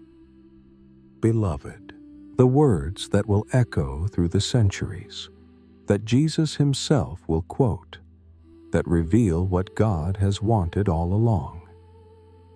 I desire steadfast love, not the morning cloud love that evaporates, not the emotional surge that fades, not the momentary repentance that does not last, but steadfast love, faithful love, covenant love, love that remains when feelings change, that persists through difficulty, that chooses to stay even when staying is hard, and not sacrifice. Dear friend, not the external religious activity, not the performance of rituals, not the bringing of offerings. These things have their place, can be expressions of love, but they cannot substitute for it. They cannot replace the actual relationship, the real knowing, the living connection between heart and heart, the knowledge of God rather than burnt offerings. He wants to be known, beloved, wants relationship, wants intimacy, wants hearts that seek him, not because they have to, but because they have discovered that knowing him is better than anything else life offers. Burnt offerings can be performed without love, can be executed without knowledge, can fulfill religious obligation while the heart remains far away. But the knowledge of God, the steadfast love he desires, this requires us to be present, to be real, to let him see us as we are, and to see him as he is. Let your whole body soften now. Dear one, let any remaining tension dissolve like morning mist. Can you hear what the Father is saying through these chapters? He is not asking for perfection. He is not demanding flawless obedience or sinless living or perfect understanding. He is asking for steadfast love, for hearts that keep turning back to him even when they wander, for knowledge of him that grows deeper over time, for relationship that persists through failure and sin and brokenness. The people were destroyed not because they lacked religious activity, but because they lacked knowledge of God, not because they failed to sacrifice, but because they failed to love steadfastly, not because they broke rules, but because they broke relationship, forgot the one who loved them, credited other lovers with blessings he had given, sought healing everywhere except from the one who could actually heal their wounds. And through it all, beloved, through every warning and every consequence, through the withdrawal and the tearing and the striking down. God's purpose was never destruction. It was always return, always restoration, always the hope that they would finally acknowledge their need and seek His face and press on to know Him, that their love would become more than morning cloud, that they would desire Him more than burnt offerings, that they would come home not just with flocks and herds, but with hearts ready to be known and to know. The invitation stands. Dear friend, come, let us return, not alone, not in shame, not dragging yourself back in disgrace, but together with others who have also wandered, recognizing that the one who tore is the one who heals, that the one who struck down is the one who will bind up, that after 2 days He will revive, and on the 3rd day He will raise up, and we will live before Him. He desires your steadfast love, beloved, not your perfect performance, not your flawless sacrifice, not your impressive religious resume, but your heart, your real self, your actual presence rather than your polished presentation. He wants you to know Him and to be known by Him, to experience the spring rains of His presence, to watch for Him as surely as dawn comes, to press on into relationship that does not evaporate like morning dew but remains, persists, grows deeper with time. So rest tonight in this truth, dear one. Rest in knowing that what God wants from you is not what you feared He wanted, not perfect obedience you cannot give, not constant success you cannot achieve, not religious performance you cannot sustain, but steadfast love that keeps turning back, knowledge of Him that keeps growing, relationship that keeps seeking His face even when you have wandered far, even when your love has been like morning cloud, even when you have sought healing in all the wrong places. He is waiting, beloved, waiting like a father who watches the road for the sound of returning footsteps, waiting like a husband who cannot stop loving the wife who wandered, waiting like the dawn that will surely come, like the spring rain that will surely fall, like the one whose steadfast love never evaporates, never fails, never gives up hoping that you will return and know Him and live before Him forever. Amen. Chapter 3. Disloyalty and the price to pay. When I would heal Israel, the iniquity of Ephraim is revealed, and the evil deeds of Samaria, for they deal falsely. Listen to how this begins. Beloved, when I would heal. God's intention is always toward restoration, always toward making whole what has been broken. But in the very moment when He moves to heal, the full extent of the sickness is revealed. They deal falsely, have become so accustomed to deception that they do not even recognize how sick they have become until the healer comes near.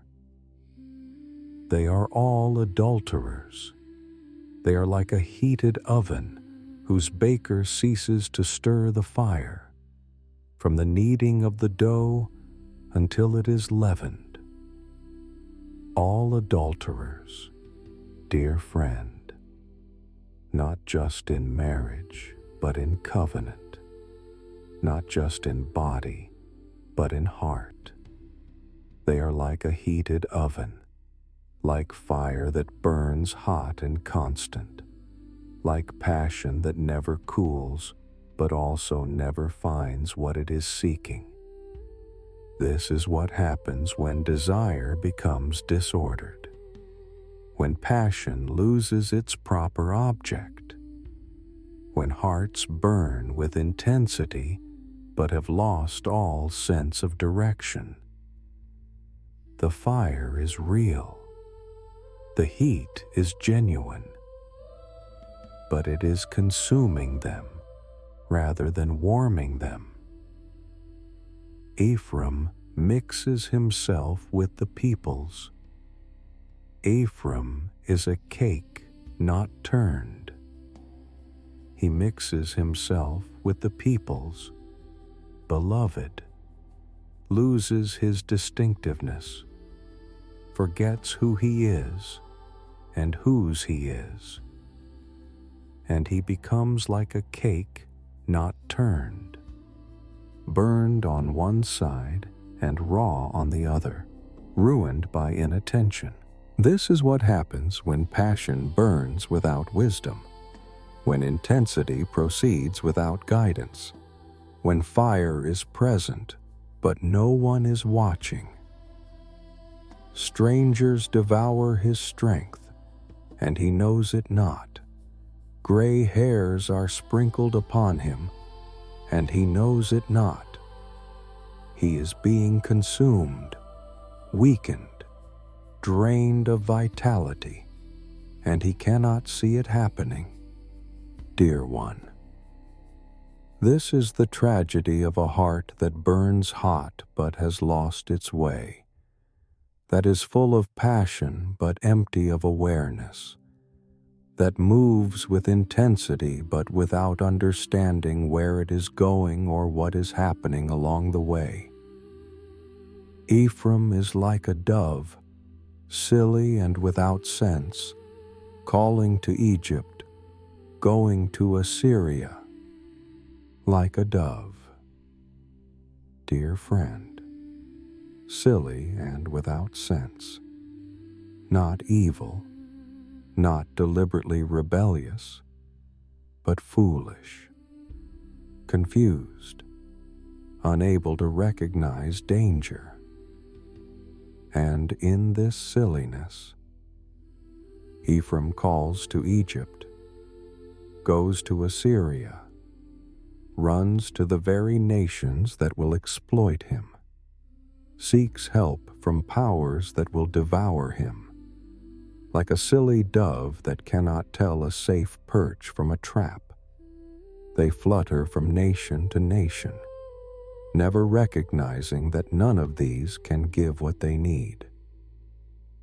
They do not cry to me from the heart, but they wail upon their beds. For grain and wine they gash themselves. They rebel against me. They cry, beloved, but not from the heart. They make noise. They wail. They express distress. But it does not come from the heart, does not emerge from genuine recognition of their need for God. They wail upon their beds in private anguish, gash themselves for grain and wine, hurt themselves trying to manipulate blessing from false gods. And all of this is actually rebellion, because it is directed everywhere except to the one who could actually help. Let your shoulders drop now, dear friend. Hearts that burn hot but have lost their way. Passion that is genuine but misdirected. Fire that is real but consuming rather than refining. And through it all, God's desire remains the same. I would heal. I would redeem. I would redirect their passion, would give their fire proper purpose. But they do not call upon Him. They do not cry from the heart. And so they remain like silly doves, like heated ovens, burning with intensity that accomplishes nothing except their own destruction. Set the trumpet to your lips. One like a vulture is over the house of the Lord, because they have transgressed my covenant and rebelled against my law. The trumpet sounds again, beloved, urgent and insistent. Danger approaches. One like a vulture circles over the house of the Lord, waiting for death, ready to descend. And the reason is clear: they have transgressed the covenant, have broken what was meant to be unbreakable. Israel has spurned the good. The enemy shall pursue him.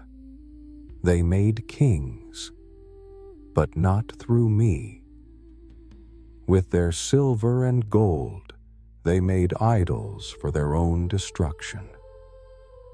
He has spurned the good, beloved, not chosen evil through ignorance, but spurned, rejected, turned away from the good that was offered. And with their silver and gold, with the very blessings God gave them, they made idols, took what was meant to be used for His glory and fashioned it into false gods, using His gifts to create substitutes for Him. For they sow the wind, and they shall reap the whirlwind. The standing grain has no heads, it shall yield no flour. They sow the wind. Dear one, plant what has no substance, invest in what cannot grow, and they shall reap the whirlwind, shall receive back not even the nothing they planted, but something worse, something destructive. This is the law of spiritual agriculture. Beloved, you reap what you sow, but you reap more than you sow. Sow wind, and you reap whirlwind. Sow emptiness, and you reap destruction. Because Ephraim has multiplied altars for sinning, they have become to him altars for sinning. Multiplied altars, beloved. More and more places of worship, more and more religious activity. But these altars that should have been places of connection with God have become altars for sinning. This is the danger of religious form without spiritual substance. Dear friend, you can multiply altars without multiplying devotion. You can increase religious activity without increasing knowledge of God. For Israel has forgotten his Maker and built palaces, and Judah has multiplied fortified cities. He has forgotten his Maker. Beloved, this is the root of everything. Not that he lacks blessings, he has built palaces. Not that he lacks security, he has multiplied fortified cities. but he has forgotten the one who made him, the one who blessed him, the one who gave him capacity to build and multiply. And in that forgetting, all the palaces and cities become worthless. Let your breathing deepen now, dear one. They sow wind and reap whirlwind. They multiply altars that become altars for sinning. They trust in their own constructions, their own alliances, their own religious forms, and all of it is empty. All of it yields nothing except the whirlwind of consequences.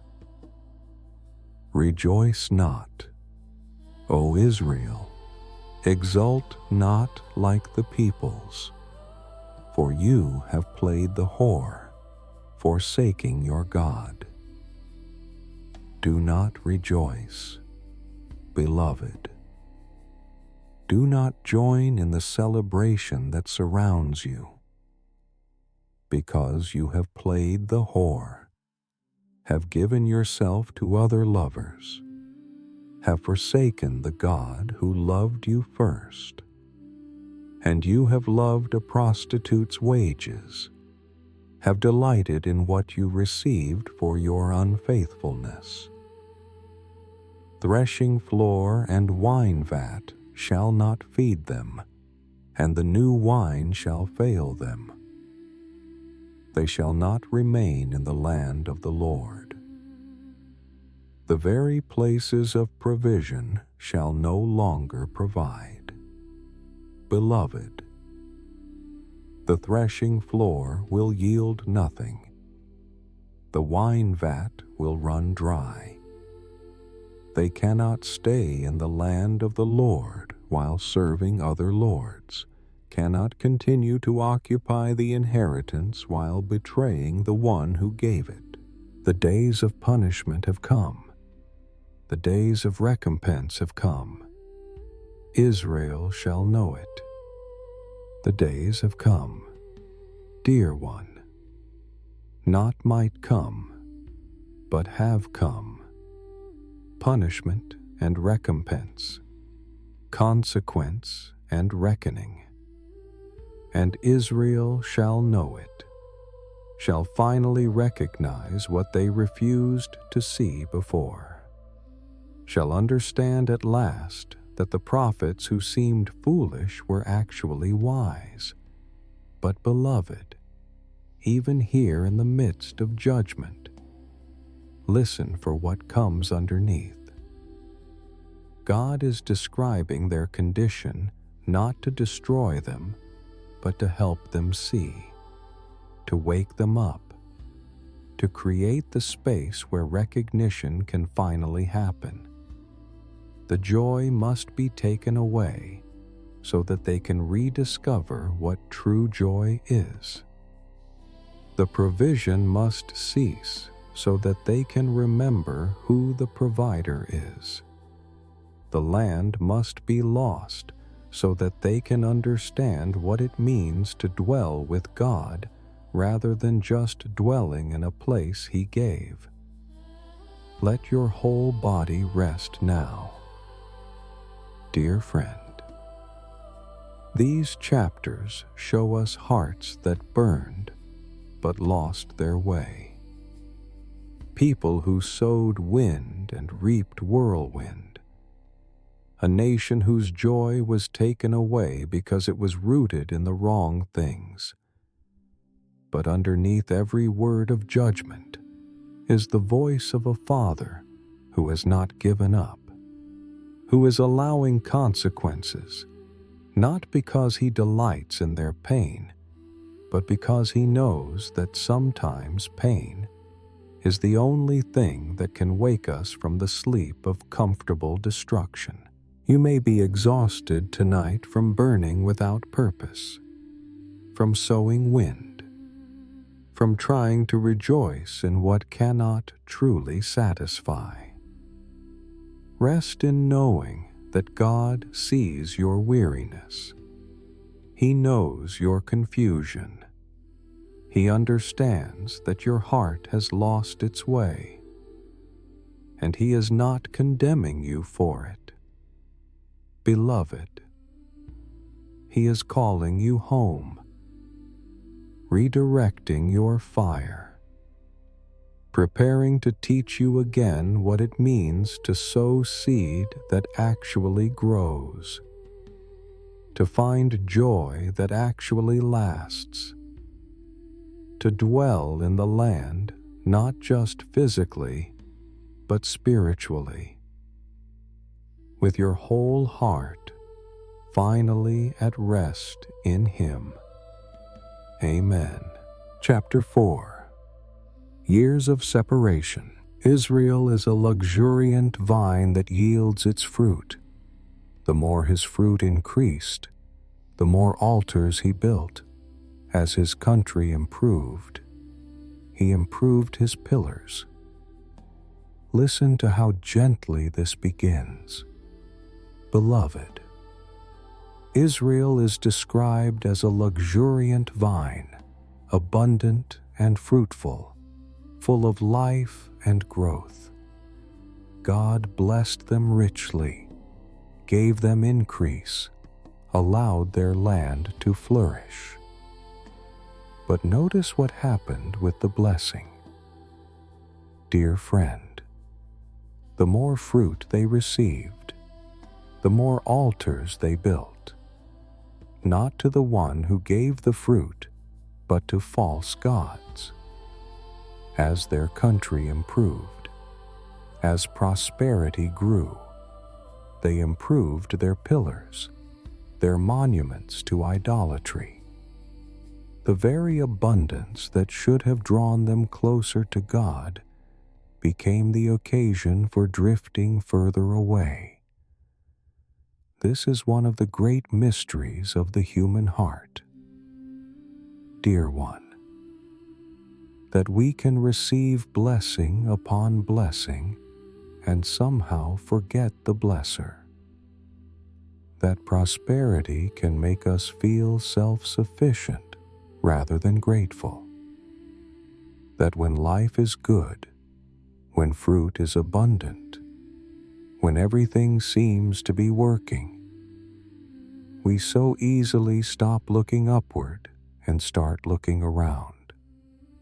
Start crediting our own efforts or false gods or anything except the one whose hand has been providing all along. Their heart is false. Now they must bear their guilt. The Lord will break down their altars and destroy their pillars. Their heart is false. Beloved, not deliberately malicious, perhaps, but divided, unstable, saying one thing and doing another. And because of this false heart, the altars they built will be broken down.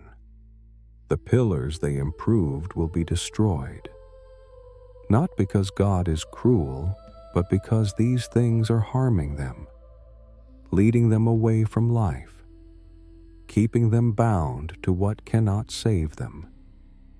Sometimes love must destroy what is destroying the beloved. For now they will say, "We have no king, for we do not fear the Lord. And a king, what could he do for us?" They will say, "We have no king." Dear friend, will finally recognize that all their human systems of security have failed them. But notice the reason they give, "For we do not fear the Lord." They understand, at least in this moment of clarity, that their lack of reverence for God is connected to their lack of true leadership. That when people stop fearing the Lord, they lose the capacity to be governed well. That the absence of divine relationship creates chaos in human relationships. They utter mere words. With empty oaths they make covenants. So judgment springs up like poisonous weeds in the furrows of the field. Mere words, beloved, empty oaths, covenants made without any intention of keeping them.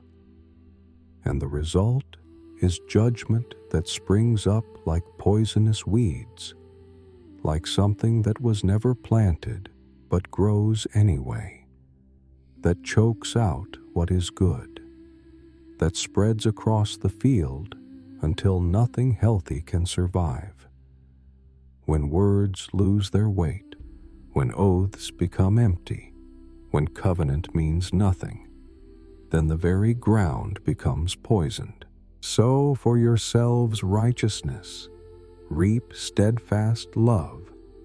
Break up your fallow ground, for it is the time to seek the Lord, that he may come and rain righteousness upon you.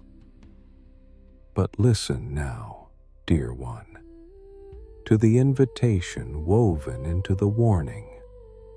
Sow for yourselves righteousness, not wind this time, not emptiness, but righteousness that will actually yield a harvest. Reap steadfast love, the covenant love that lasts, the faithful devotion that does not evaporate like morning dew. Break up your fallow ground, the hard-packed soil of hearts that have not been tended, that have been neglected, that need to be broken open again so that seed can take root. For it is the time to seek the Lord, not someday, not eventually, but now, in this moment. It is time, and if you seek him, beloved, he will come. He will rain righteousness upon you, will pour down from heaven what you cannot produce on earth, will give you what you need, but could never earn or manufacture or make happen through your own effort. The rain comes from above, soaks into broken ground, brings life where there was only hardness.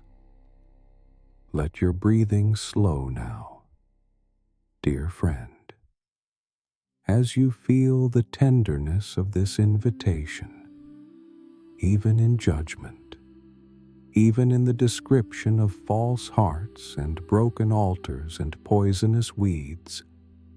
God is still calling, still inviting, still saying it is time. There is still time. You can still seek, and I will still come and reign. Righteousness will still fall if only you will break up the fallow ground and sow something real this time.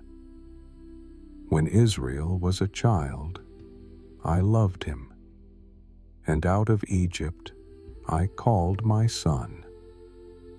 Let your whole body soften now, beloved, as we enter into what may be the most tender passage in all of Scripture.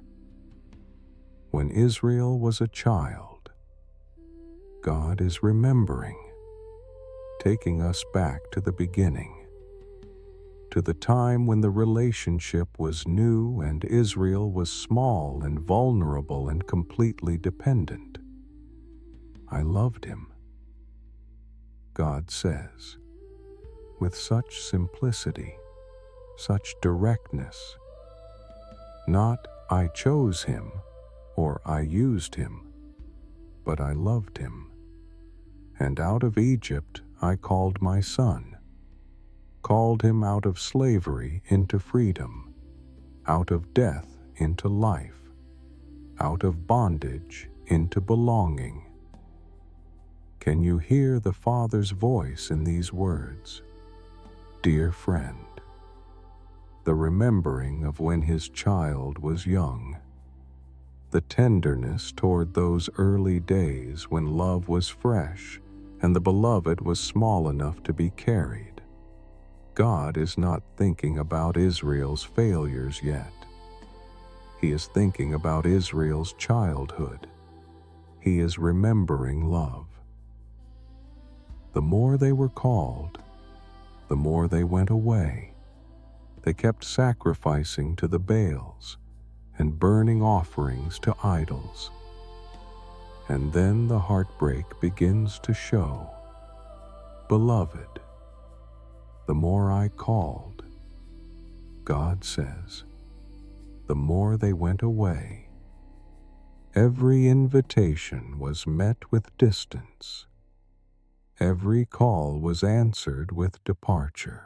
They kept sacrificing to Baals, kept burning offerings to idols, kept turning toward what could not love them, while the one who could love them kept calling, kept reaching, kept hoping they would turn around. This is the pain of every parent who has watched a child drift. Dear one, the pain of calling and not being heard, of reaching and not being grasped, of offering love and having it refused. Not once, not occasionally, but more and more. The more the calling, the more the drifting, the more the love extended, the more the distance increased. Yet it was I who taught Ephraim to walk. I took them up by their arms, but they did not know that I healed them. Yet it was I, beloved. Listen to the gentle insistence in these words. It was I who taught you to walk, who held your arms when you were learning, who caught you when you stumbled, who celebrated your first steps. I took them up by their arms, the way a father lifts a toddler, supporting, steadying, delighting in every moment of growth. But they did not know that I healed them. They did not recognize my hand in their healing, my presence in their growth, my love in every moment of their development. Can you feel the sadness in that? Dear friend, to be the one who taught them to walk and not be recognized, to be the one who held their arms and not be remembered, to be the one who healed them and have them credit someone else or no one at all.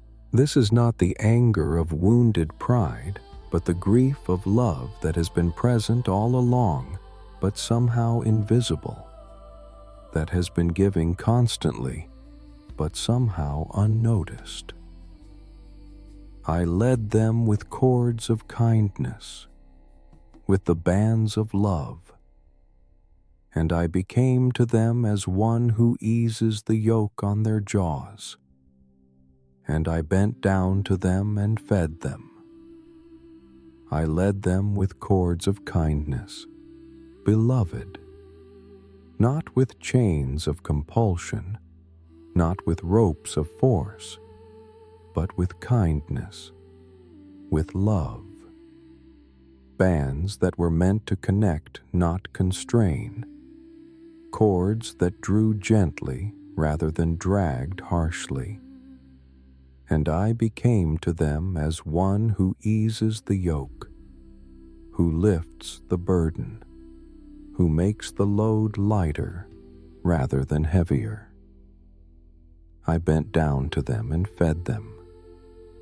Bent down, dear one, stooped from heaven to earth, lowered myself to where they were, Put food in their mouths the way you feed a small child who cannot yet feed themselves.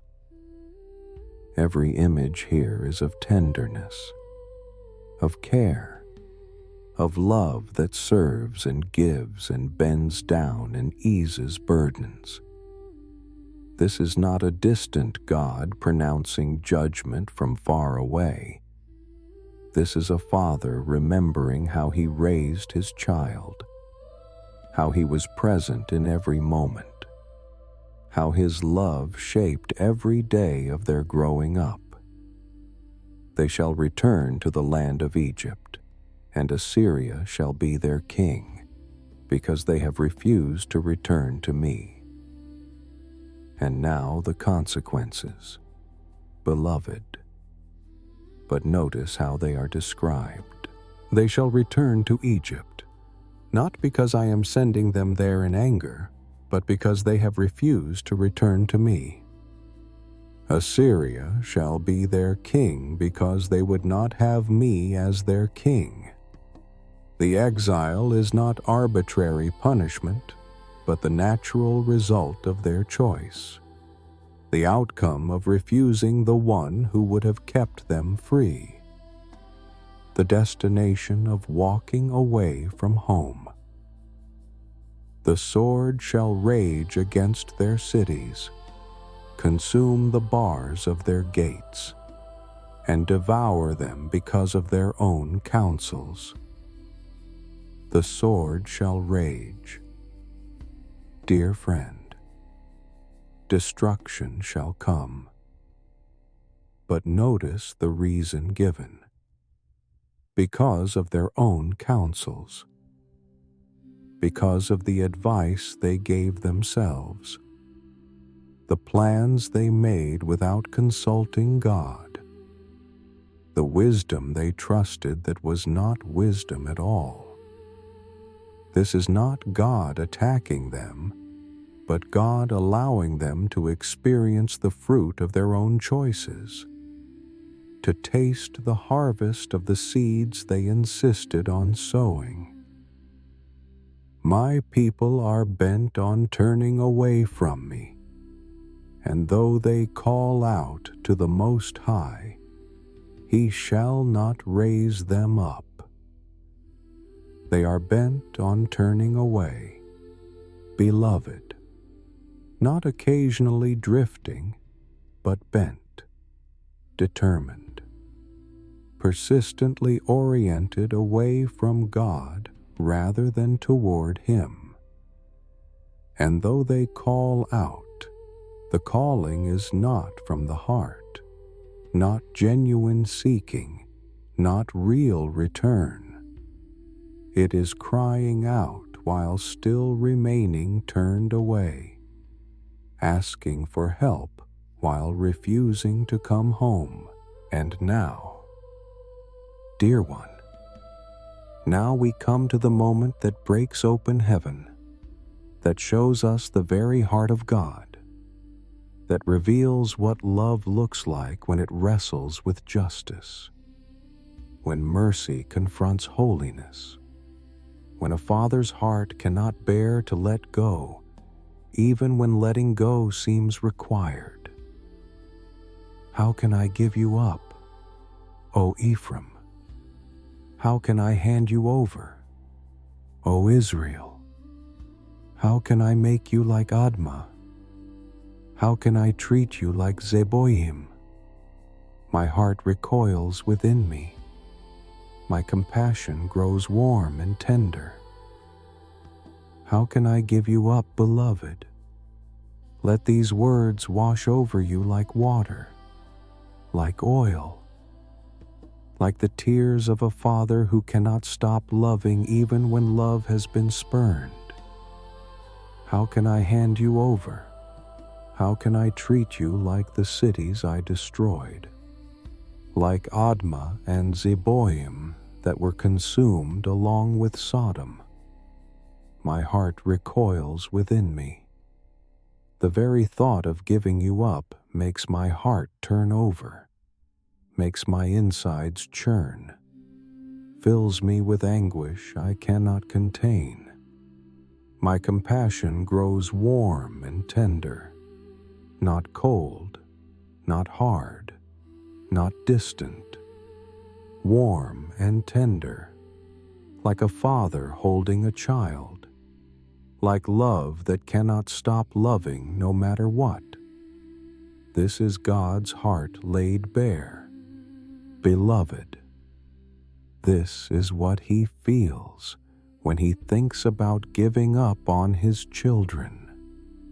Not relief, not satisfaction that justice will finally be served, but recoiling, churning, compassion growing warm and tender even in the face of persistent rebellion.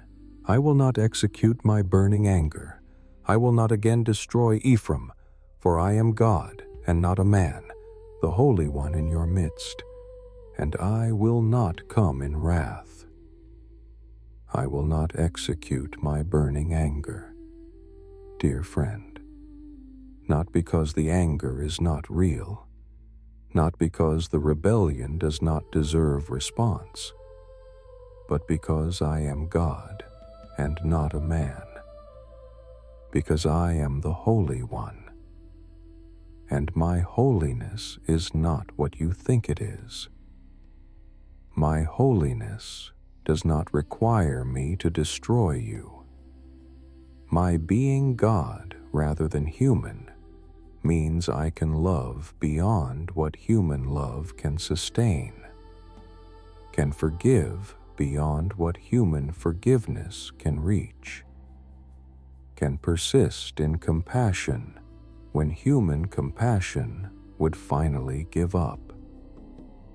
I will not come in wrath, even though wrath would be justified, even though anger has reason, even though every law of justice says you deserve destruction. I will not come in wrath because I am God, because my compassion is greater than my anger, because my love is stronger than my judgment, because I cannot give you up, cannot hand you over, cannot make you like the destroyed cities, even though you have done everything that would warrant such destruction. Let your shoulders drop completely now, beloved. Let any remaining tension flow out like water. Can you hear what the Father is saying? Can you feel the heart that recoils at the thought of giving you up? You may have turned away more times than you can count. You may have refused to return again and again. You may have credited everyone except God for the blessings in your life. You may have walked away even as He kept calling, kept teaching you to walk, kept easing your yoke, kept bending down to feed you. But His heart recoils at the thought of giving you up. Dear one, His compassion grows warm and tender when He thinks of you. He is God and not human, which means His love is greater than any human love. His patience longer than any human patience. His willingness to keep pursuing you more persistent than any human willingness. He will not come in wrath, not because you deserve mercy, but because He is God, because His very nature is compassion, because He cannot stop being who He is even when you keep refusing to be who you were meant to be. So rest tonight in the arms of a Father whose heart recoils at giving you up, whose compassion grows warm and tender when He thinks of you, who remembers teaching you to walk, who has been present in every moment of healing, even when you did not recognize His hand. You are not too far. You have not turned away too many times. His love is greater than your wandering. His compassion stronger than your rebellion. His determination to keep you more powerful than your determination to drift away. Amen. Chapter 5. The Way Home. The Lord has an indictment against Judah and will punish Jacob according to his ways. He will repay him according to his deeds. Let your breathing become soft and steady now. Beloved, as we enter these words together, God has an indictment, a case to present, a reckoning that must happen. But listen carefully to what comes next. Dear friend, He will punish according to ways, will repay according to deeds. This is not arbitrary anger, but measured response. Not random vengeance, but consequences that match choices. Not divine cruelty, but the natural fruit of seeds that were sown. In the womb, he took his brother by the heel, and in his manhood, he strove with God. He strove with the angel and prevailed. He wept and sought his favor. And now God does something so tender. Beloved, He remembers. He takes them back to their ancestor Jacob, back to the very beginning of who they are as a people. In the womb, he took his brother by the heel, was born grasping, struggling, striving even before he took his first breath. And in his manhood, he strove with God, wrestled through the night, would not let go until he received blessing. He wept and sought favor.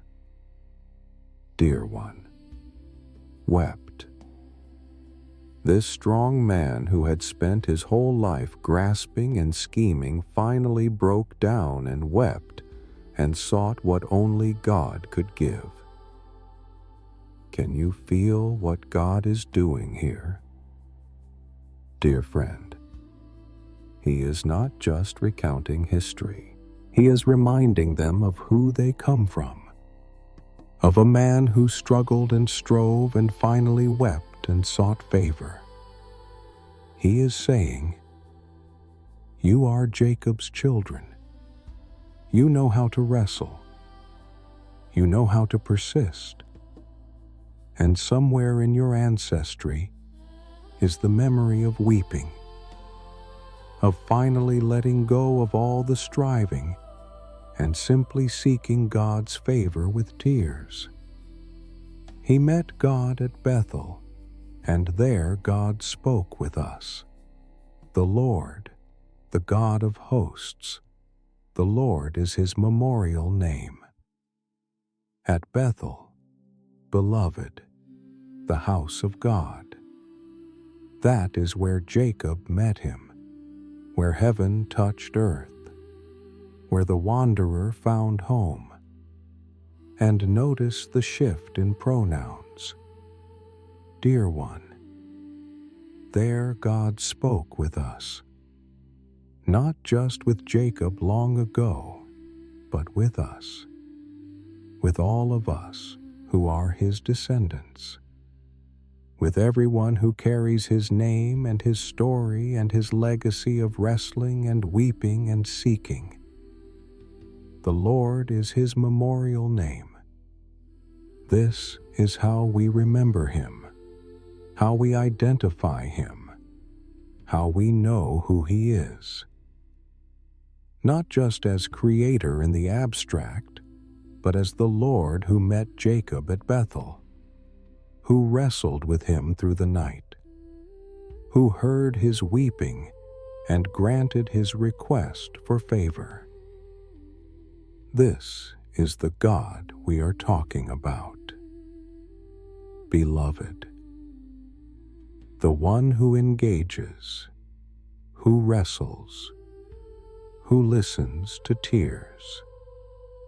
So you, by the help of your God, return, hold fast to love and justice, and wait continually for your God.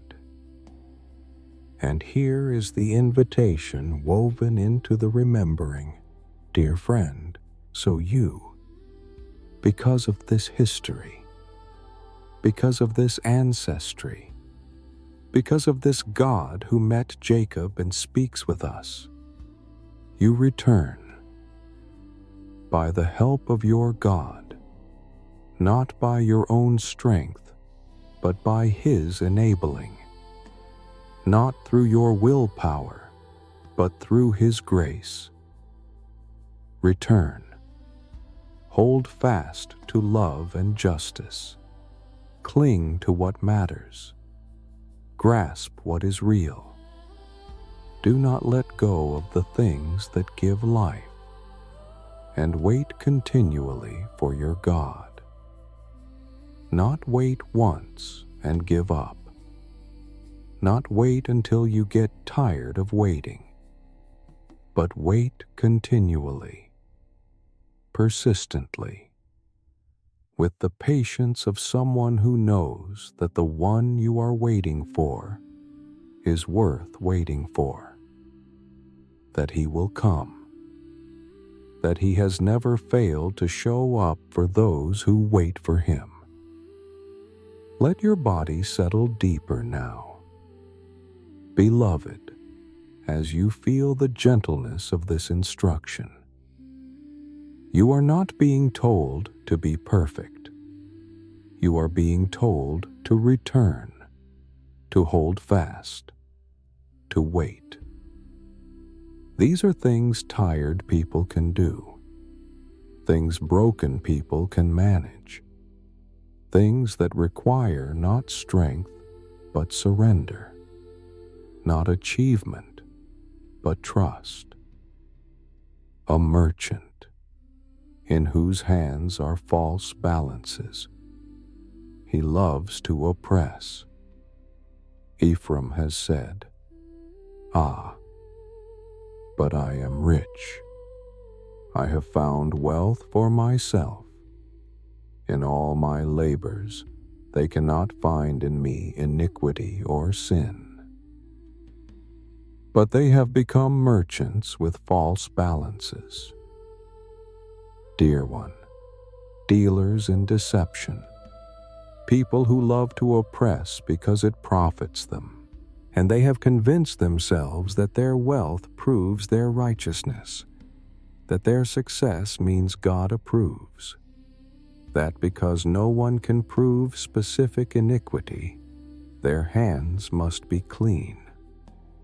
Ah, but I am rich, they say, as if riches were evidence of rightness, as if prosperity proved purity. This is one of the great deceptions. Beloved, that material success means spiritual health, that having much means being blessed, that wealth is proof of God's favor. They have found wealth for themselves and concluded that this means they are fine, that God is pleased, that no change is needed, because surely if something were wrong, the riches would not keep coming. I am the Lord your God from the land of Egypt. I will again make you dwell in tents, as in the days of the appointed feast. And God responds by reminding them who He is. Dear friend, I am the Lord your God from Egypt, from the place of slavery where you had nothing, where you were helpless, where only I could save you.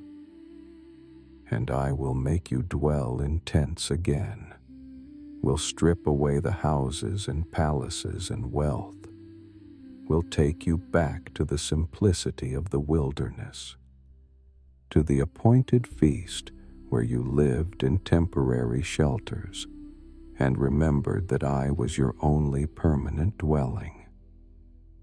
This is not threat, but healing. Beloved, sometimes we need to lose everything we have built so we can remember the one who gave us capacity to build. Sometimes the tents are more blessed than the palaces, because in tents we remember our dependence. In temporary shelters, we do not confuse what we own with who we are. I spoke to the prophets. It was I who multiplied visions, and through the prophets gave parables. I spoke, dear one. I multiplied visions. I gave parables. God is reminding them that He has not been silent, has not abandoned them to figure things out alone, has been speaking constantly through prophets, through visions, through parables that make truth accessible. The problem has never been God's silence, but their deafness, never His absence, but their inattention. Let your breathing slow even more now. Beloved, as we feel the patience in these words, God has been speaking all along, multiplying visions, giving parables, sending prophets, not just once, but again and again, in different ways, through different voices, with different images, trying every method to reach hearts that have grown hard to hearing. When Ephraim spoke, there was trembling. He was exalted in Israel, but he incurred guilt through Baal and died. There was a time, beloved, when Ephraim's words carried weight, when he spoke and others trembled, when he was exalted among his brothers, but he incurred guilt through Baal and died. Not physical death yet, but the death that comes when you give yourself to what cannot give life, the dying that happens when you worship what has no breath to breathe into you. And now they sin more and more, and make for themselves metal images, idols skillfully made of their silver, all of them the work of craftsmen. It is said of them, those who offer human sacrifice kiss calves.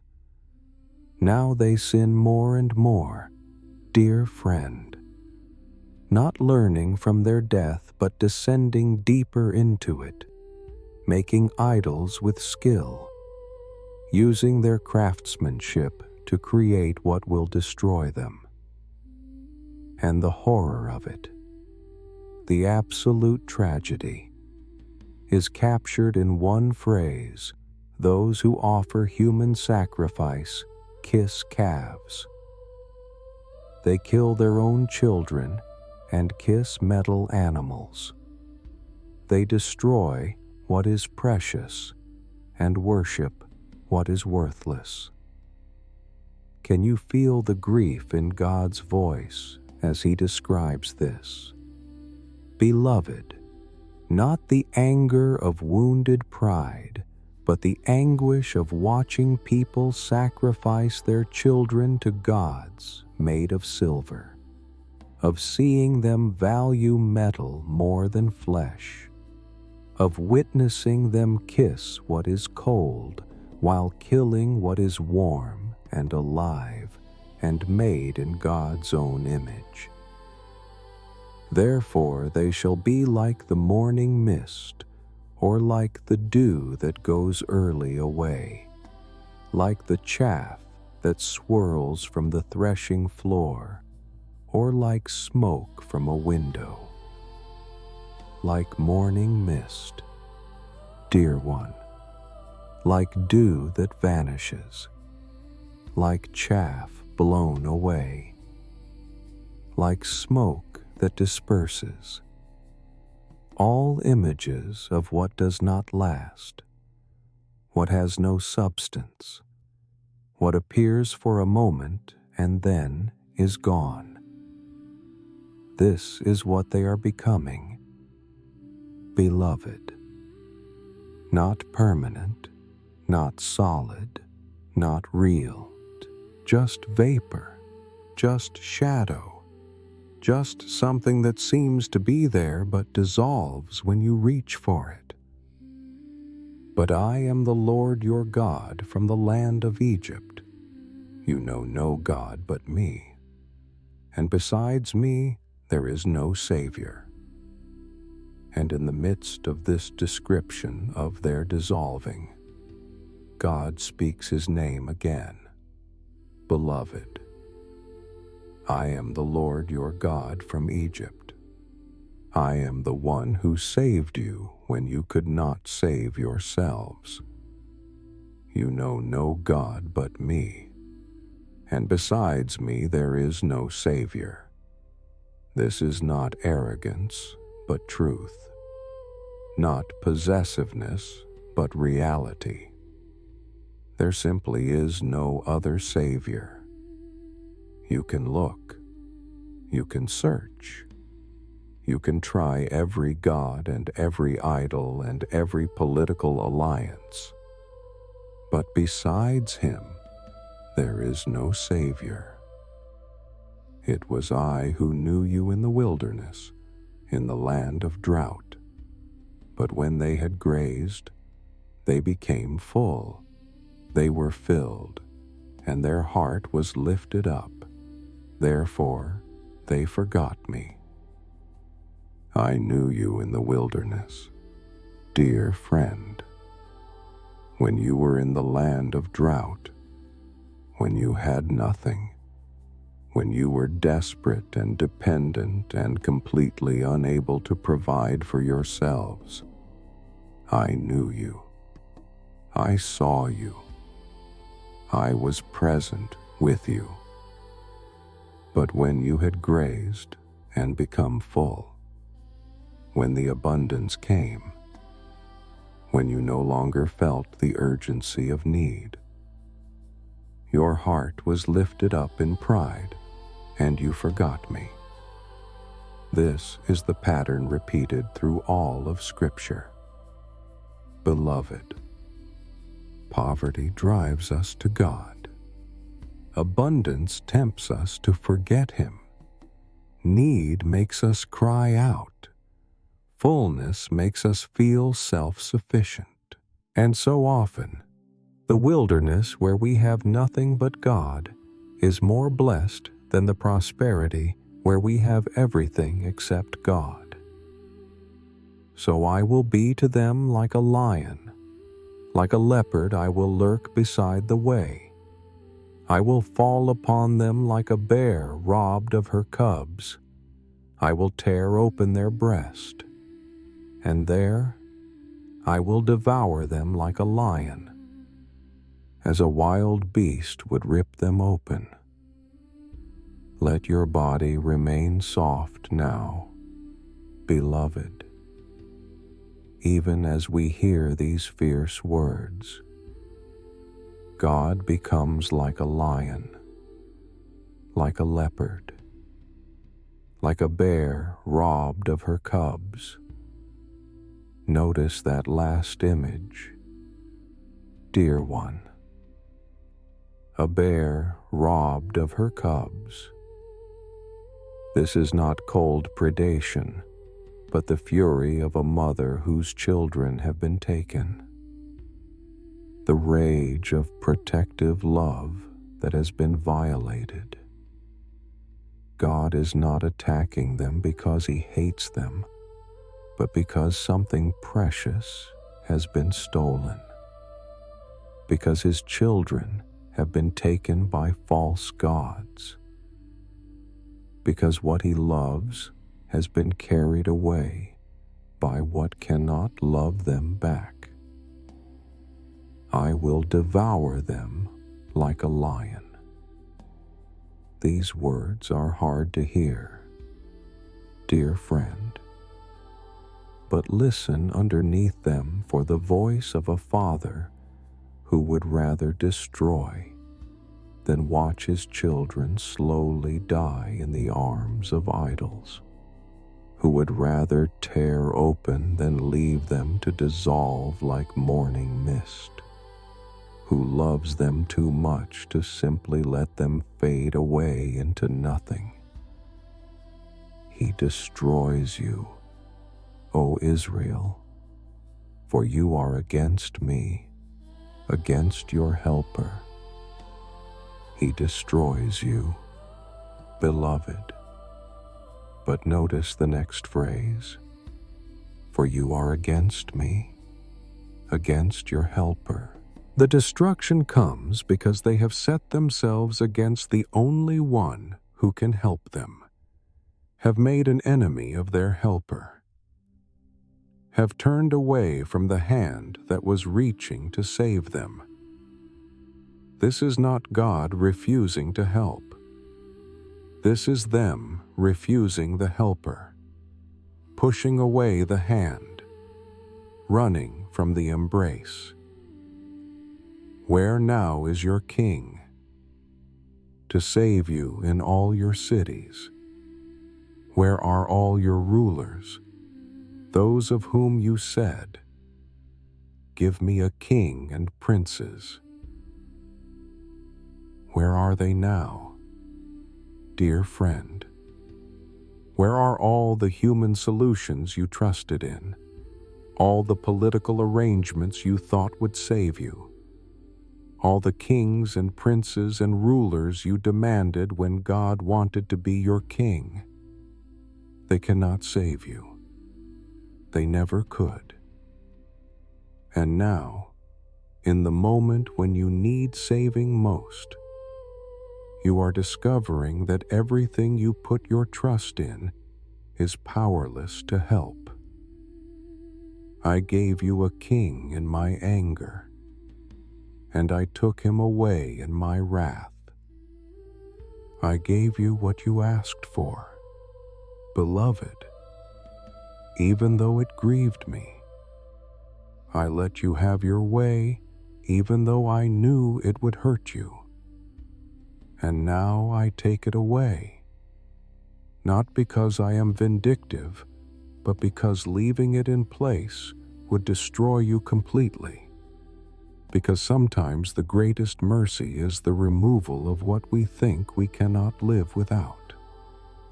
Let your shoulders drop now, dear one, as we sit with the weight of these warnings. They are hard words, fierce images, descriptions of destruction that make us want to turn away. But underneath them all is love that will not give up. Love that would rather be fierce than watch passively. Love that tears open not to kill, but to expose what is killing. Love that destroys false securities, so that true security might finally be found. The iniquity of Ephraim is bound up, his sin is kept in store. The pangs of childbirth come for him, but he is an unwise son. For at the right time he does not present himself at the opening of the womb. His sin is kept in store, beloved, bound up, preserved, not forgotten, but held, not dismissed, but remembered. And the pangs of childbirth come, the pain that signals something is trying to be born, the contractions that mean new life is pressing toward emergence. but he is an unwise son. Dear friend, at the right time, at the moment when he should present himself, when he should push through into birth, when he should cooperate with the labor that is trying to bring him into new life, he does not. He holds back. He resists.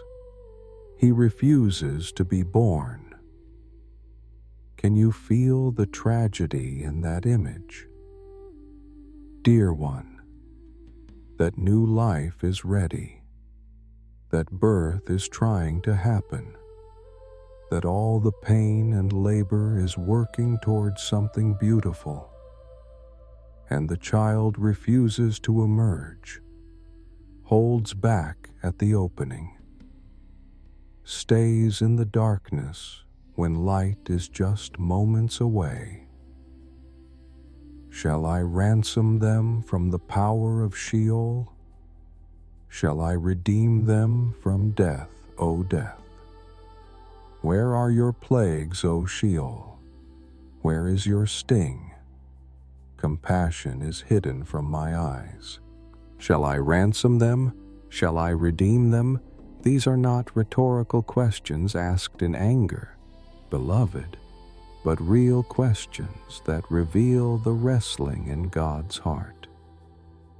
Should I rescue them again? Should I redeem them one more time? And then the challenge thrown out to death itself. Where are your plagues? Where is your sting? As if God is saying, even now, even after everything, I could defeat death for them. I could rob Sheol of its power. I could win this battle if I chose to fight it. Compassion is hidden from my eyes, not absent, dear friend. Hidden, covered for a moment, veiled temporarily, not because compassion has died, but because if compassion appears too quickly, if rescue comes too easily, the lesson will not be learned. The birth will not happen. The transformation that this pain is meant to accomplish will be aborted before completion. Though he may flourish among his brothers, the east wind, the wind of the Lord, shall come, rising from the wilderness, and his fountain shall dry up, his spring shall be parched. It shall strip his treasury of every precious thing.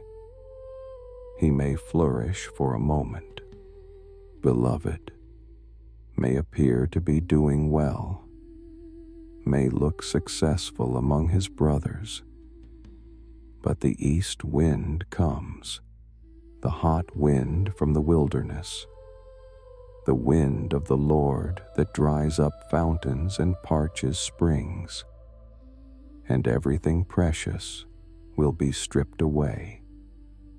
Not because God delights in stripping, but because sometimes everything must be removed before we can receive what we actually need. Let your whole body rest now, dear friend, as we wait in this space between warning and restoration, between the stripping away and the giving back, between the death that must happen and the life that will follow. This is the silence before healing, the darkness before dawn, the winter before spring. And it is hard to wait here, hard to trust that something is being accomplished in the emptiness, hard to believe that death is giving way to birth.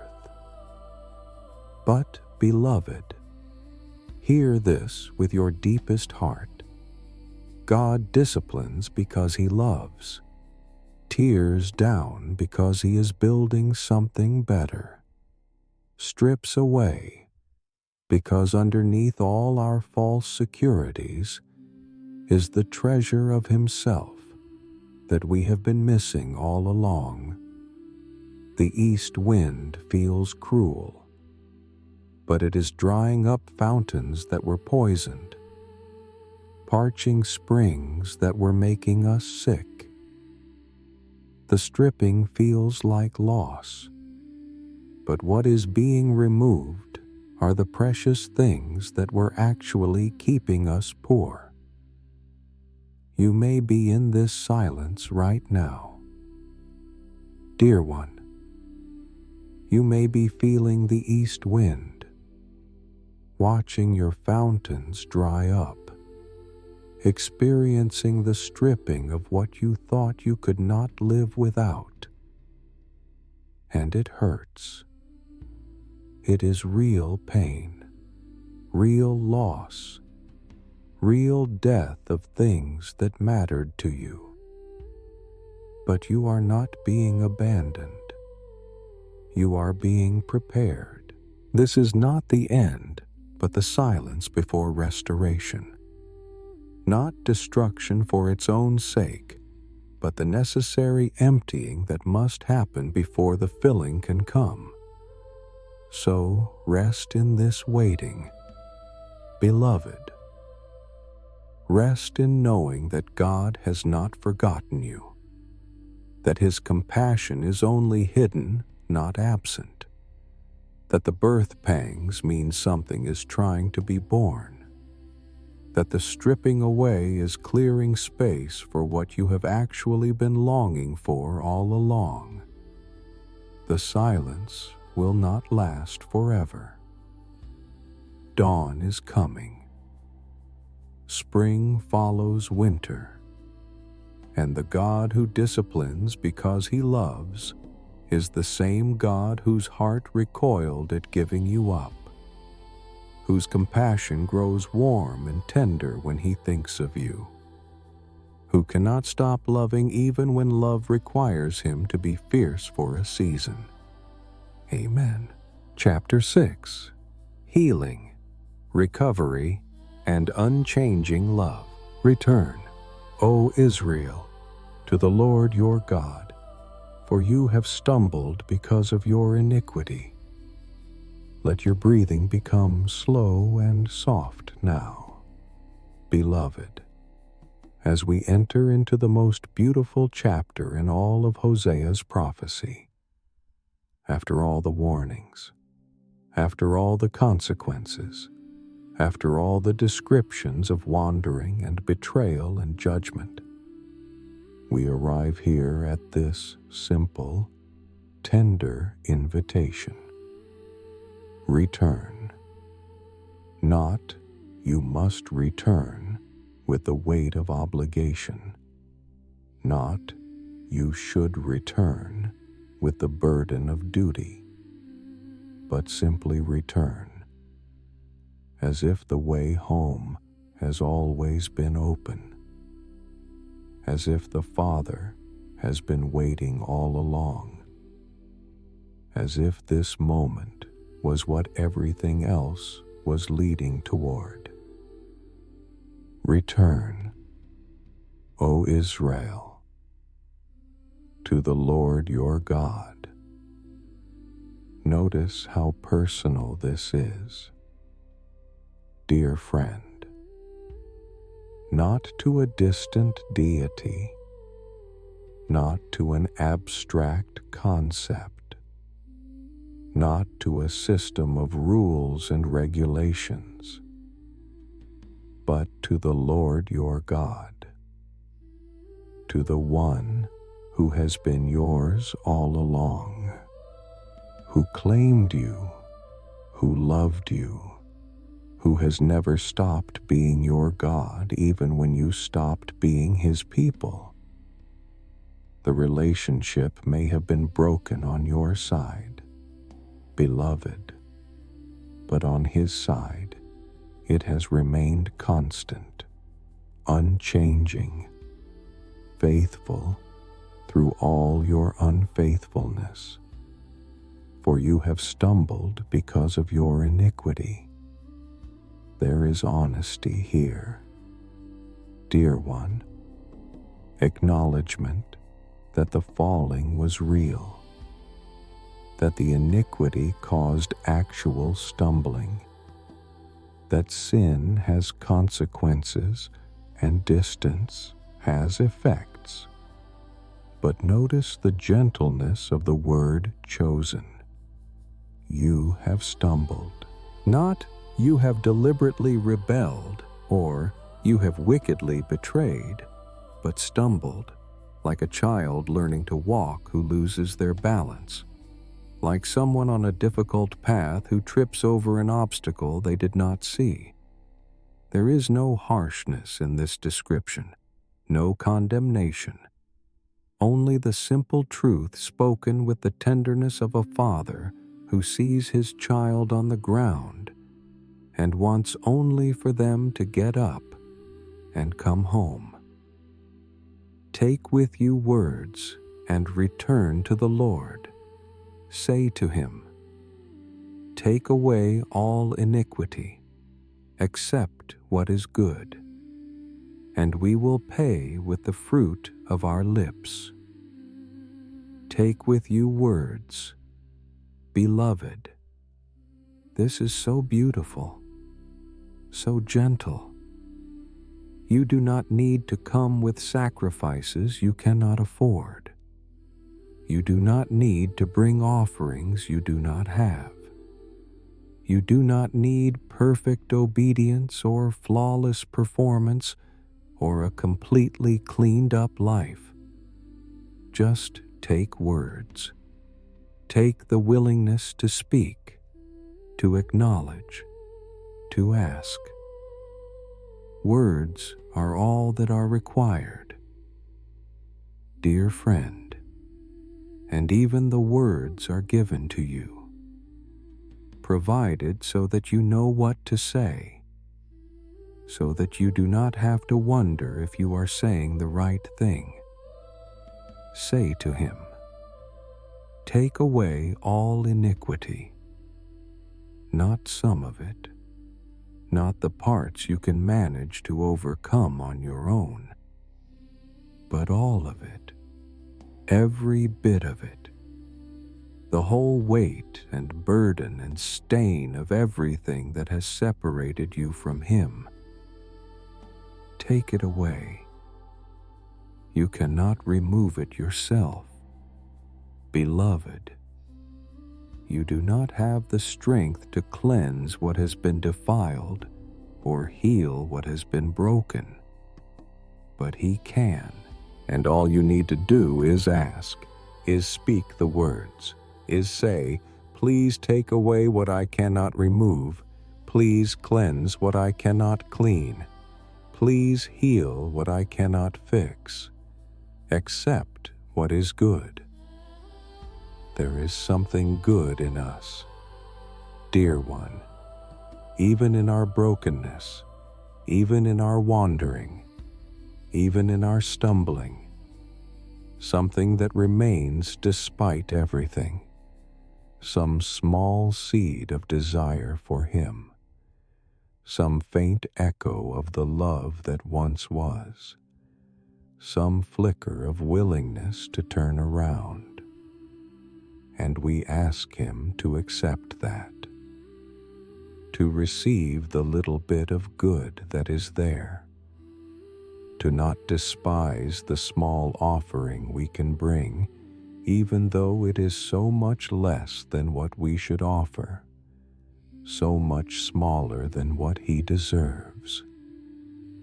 And we will pay with the fruit of our lips, not with silver or gold, not with perfect behavior or heroic sacrifice, but with words, with thanksgiving, with praise, with the fruit that grows from lips that have learned to speak truth, that have stopped making empty oaths and started offering genuine worship.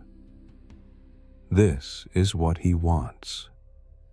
Beloved, not your perfection, but your words.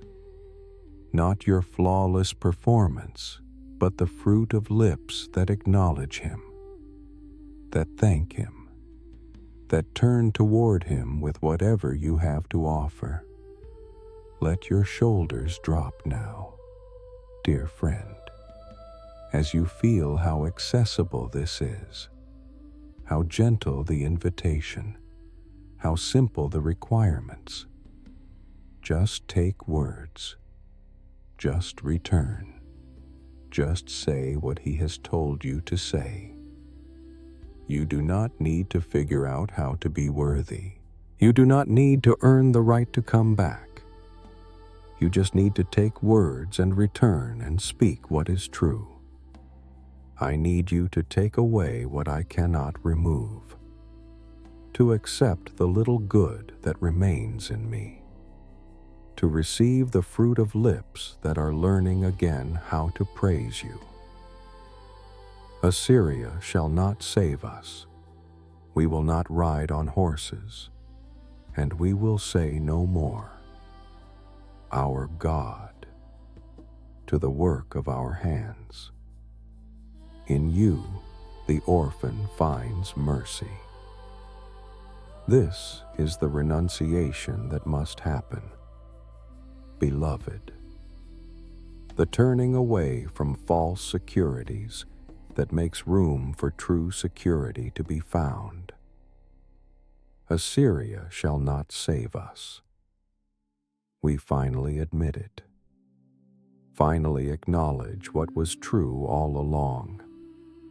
The political alliances we trusted cannot save us.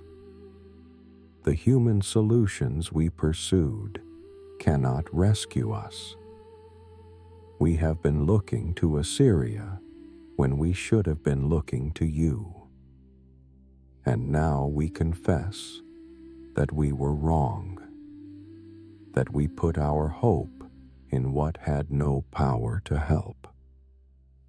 We will not ride on horses. The military might we relied on, the strength we thought would protect us, the power we believed would keep us safe. We renounce it all, not because horses are evil or armies are wrong, but because we made them our gods, because we trusted in them more than in you, because we believed that our security came from what we could control rather than from surrendering to the one who controls everything. And we will say no more, our God, to the work of our hands. No more idols. Beloved, no more bowing down to what we have made. No more worshiping what we have created. No more calling God what is not God. The work of our hands is just that, the work of our hands, and it can never be more than that, can never substitute for the one whose hands made us, can never satisfy what only the true God can fill. In you the orphan finds mercy. Can you hear the shift in these words? Dear friend, from confession of what we will not trust to declaration of what we know to be true. In you, not in Assyria, not in horses, not in the work of our hands. In you the orphan finds mercy, the one who has no father, no home, no security, no protection, the one who is most vulnerable and most needy and most desperate. In you that one finds mercy. And if the orphan finds mercy, beloved, then surely you can find it too. If the most helpless can come home, then surely there is room for you. If the one with nothing can be received, then surely you, with your handful of words, and your fruit of lips, and your small seed of good, will not be turned away. Let your breathing slow even more now, dear one, as you feel the safety in these words, the welcome, the assurance that mercy is available, that the orphan has a place, that the one who has stumbled can return and will be received. You are not too far gone. You have not wandered too long. You have not broken covenant so badly that it cannot be restored. Just take words. Just return. Just renounce what cannot save and acknowledge the one who can. This is all that is required, beloved. And even the strength to do this will be given to you as you take the first small step toward home. I will heal their apostasy. I will love them freely, for my anger has turned from them. Now listen, beloved, listen with your whole heart to what God says in response to this return, to these words spoken, to this renunciation made. I will heal their apostasy, not I will punish their wandering, or I will make them pay for their betrayal, but I will heal their turning away, their unfaithfulness, their covenant breaking. All of it will be healed, not covered over, not ignored, not pretended away, but healed, genuinely restored, truly mended, made whole again in a way that addresses the actual wound rather than just hiding the scar. I will love them freely. Oh, beloved, let these words sink deep into every tired, broken place in your soul. Freely, not reluctantly, not with conditions attached, not with strings that bind or requirements that must be met first, but freely, with the kind of love that gives itself without calculation, that pours out without measuring, that embraces without counting the cost. This is not love that you have to earn, dear friend. This is not affection that you have to qualify for. This is free love, grace love, love that comes simply because He is love, and He has chosen to give it to you. For my anger has turned from them, not because they have done enough penance, not because they have suffered sufficiently, not because they have finally made themselves worthy, but simply turned, shifted, changed direction. The anger that was necessary, that was meant to wake them up and help them see, has accomplished its purpose, and now it turns away, making room for what was underneath it all along, the love that never stopped, the compassion that was only temporarily hidden, the mercy that has been waiting all along to rush in the moment the door opened even a crack. Let your whole body soften now, beloved, as you receive this promise. He will heal what is broken in you. He will love you freely, without condition, without hesitation. His anger, if there has been anger, has turned away, and what remains is pure, unhindered, unrestrained love, pouring toward you like water, like wine, like oil that soothes every wound and fills every emptiness.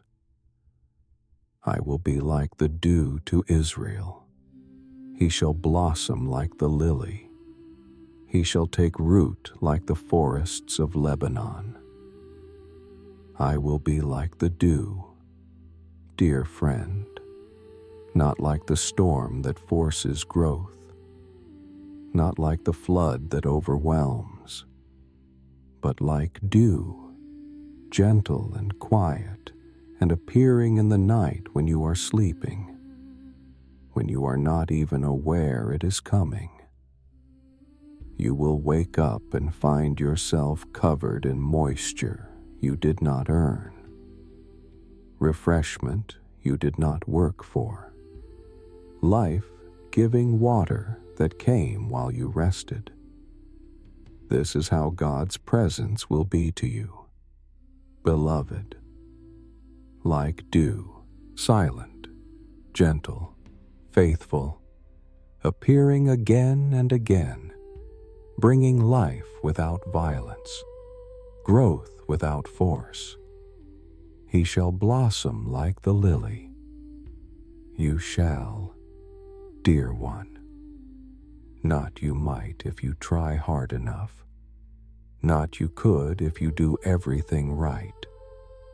But you shall, with the certainty of a promise, with the confidence of one who knows what he is capable of doing, and like the lily, which grows in beauty without striving, without anxiety, without effort to make itself lovely.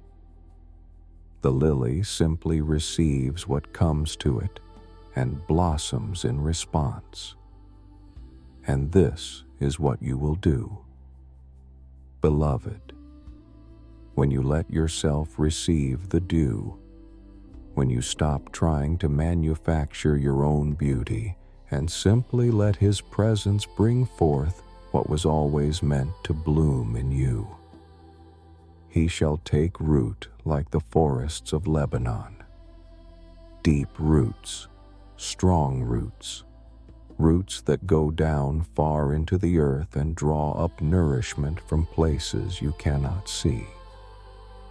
The forests of Lebanon were famous throughout the ancient world for their strength, their endurance, their majestic beauty. And this is what God promises you will become, dear friend.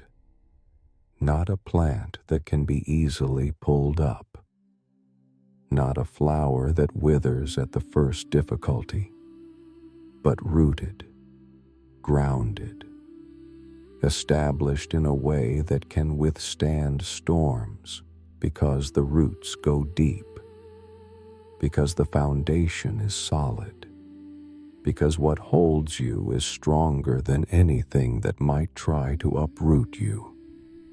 His shoots shall spread out, His beauty shall be like the olive, and His fragrance like Lebanon. His shoots shall spread out, beloved, growth that extends, that reaches, that moves beyond where you are now into new spaces, new possibilities, new expressions of life. You will not stay small and contained and limited. You will spread out, will expand, will discover that there is more room for growth than you imagined, more capacity for flourishing than you knew was possible. His beauty shall be like the olive. the olive tree, dear one, is beautiful not in the showy way of flowers that bloom for a moment and fade, but in the enduring way of trees that live for centuries, that produce fruit year after year, that become more lovely with age, that grow gnarled and weathered, and somehow more beautiful because of it. This is the beauty God will give you, beloved. Not the superficial attractiveness that fades with time, but the deep beauty that grows richer, that becomes more striking as years pass, that draws others not because of perfect appearance, but because of the life and fruit and substance that radiates from who you have become. And his fragrance like Lebanon. The cedars of Lebanon were famous for their scent, for the pleasing aroma that filled the air around them, that made their presence known even before you could see them. And you will be like this, dear friend. Your life will carry a fragrance, will have an effect on the atmosphere around you, will make the presence of God known in ways that are subtle but unmistakable, gentle but powerful, quiet but pervasive.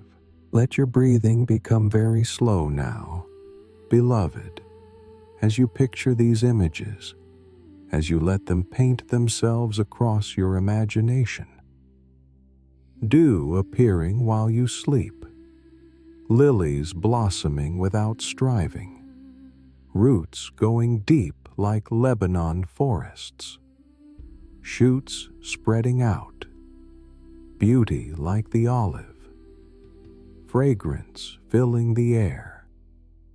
This is what God promises to those who return, to those who take words and come home, to those who renounce false securities and ask him to heal their apostasy. They shall return and dwell beneath my shadow. They shall flourish like the grain. They shall blossom like the vine. Their fame shall be like the wine of Lebanon. They shall return and dwell beneath my shadow, not in their own strength, not in their own constructed shelter, but beneath his shadow, in the protection of his presence, in the safe space that his being creates. To dwell in shadow is to be close, beloved, close enough that his form blocks the harsh sun, close enough that his presence provides shelter, close enough that you are always within reach of his hand. They shall flourish like the grain, grain that feeds, that sustains, that provides what is essential for life. You will not be decorative only, dear one, not ornamental, but useless. You will flourish in ways that nourish others, that provide what they need, that become bread for the hungry, sustenance for those who are starving for something real, something that actually satisfies. They shall blossom like the vine that produces fruit, that yields grapes, that becomes wine that brings joy and celebration. Your life will produce gladness, beloved, will give others reason to celebrate, will create occasions for joy, not just for yourself, but for everyone whose life touches yours. Their fame shall be like the wine of Lebanon. The wine of Lebanon was renowned, sought after, celebrated throughout the known world. And your life, dear friend, will have a reputation, will be known, will point beyond itself to the one who made such transformation possible. Not fame for your own glory, but recognition that draws others to wonder at what God can do, at how completely He can heal, at how beautiful He can make what was broken. O Ephraim, what have I to do with idols? It is I who answer and look after you. I am like an evergreen cypress. From me comes your fruit. What have I to do with idols? Can you hear the almost pleading tone in this question? Beloved, as if God is saying, why do you keep going to them when I am here? What do I have in common with these false gods that you keep comparing me to, that you keep choosing instead of me? I am not like them. I am not distant and cold and powerless. I am present. I am real. I am able to do what they promise, but never deliver. It is I who answer and look after you, not the idols, dear friend, not the false gods, not the political alliances, not the work of your hands, but I am the one who hears when you call. I am the one who responds when you cry out. I am the one who looks after you with the care of a shepherd watching his flock, with the attention of a father watching over his children, with the tenderness of one who knows every hair on your head and every thought in your heart. I am like an evergreen cypress, always green, beloved, never losing my leaves, never going dormant, never entering a season where I appear to be dead. In winter and summer, in drought and plenty, in times of blessing and times of difficulty, I remain green, remain alive, remain constant. You can count on me, dear one. I do not change with the seasons. I do not fade when circumstances get hard. I am evergreen, eternally alive, permanently present, forever the same. From me comes your fruit. This is the truth that must finally sink in. Beloved, every good thing, every bit of flourishing, every blossom and shoot and root and fragrance, all of it comes from Him, not from your effort, not from your worthiness, not from your ability to make yourself grow, but from Him, from abiding in His presence, from dwelling beneath His shadow, from receiving the dew He sends, from letting your roots draw from the nourishment He provides. You are not the source of your own fruit. Dear friend, you are the branch, and He is the vine, and the life flows from Him through you and produces what could never be produced any other way. Let your whole being rest in this truth now. Beloved, You do not have to make yourself blossom. You do not have to force yourself to take root. You do not have to manufacture your own beauty or create your own fragrance. You simply have to return, to dwell beneath His shadow, to receive the dew, to let your roots sink deep into the nourishment He provides, and the fruit will come. The blossoming will happen. The spreading out will occur, not because you made it happen, but because He is like the evergreen cypress, and from Him comes your fruit. Whoever is wise, let him understand these things. Whoever is discerning, let him know them. For the ways of the Lord are right, and the upright walk in them, but transgressors stumble in them. And the book ends. Dear friend, with this invitation to wisdom, this call to understanding, whoever is wise, whoever is discerning, let them understand, let them know. These things we have heard are not just ancient history, not just a story about Israel long ago.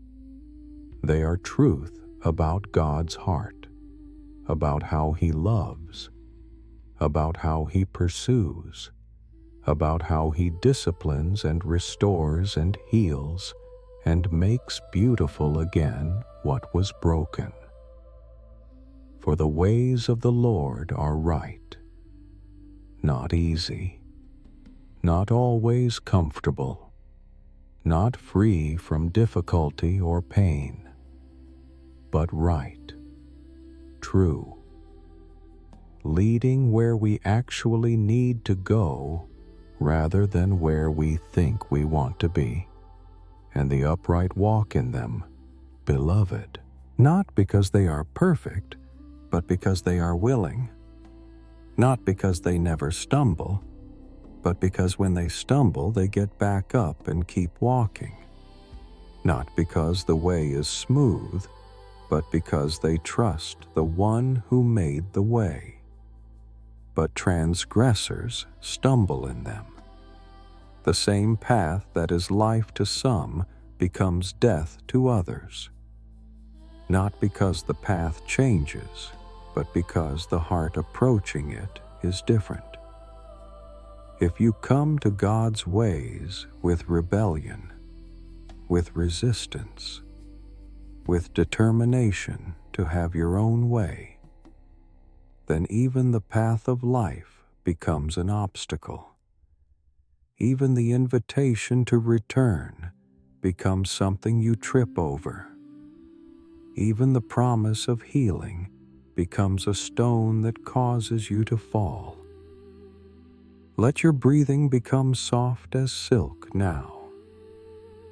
Beloved, as we come to the end of this journey through Hosea's prophecy, we have heard hard things and beautiful things, warnings and invitations, descriptions of wandering and promises of restoration. We have seen God's heart break over unfaithfulness and then refuse to give up, have watched Him discipline in love and then rush to heal the moment His children turn toward home.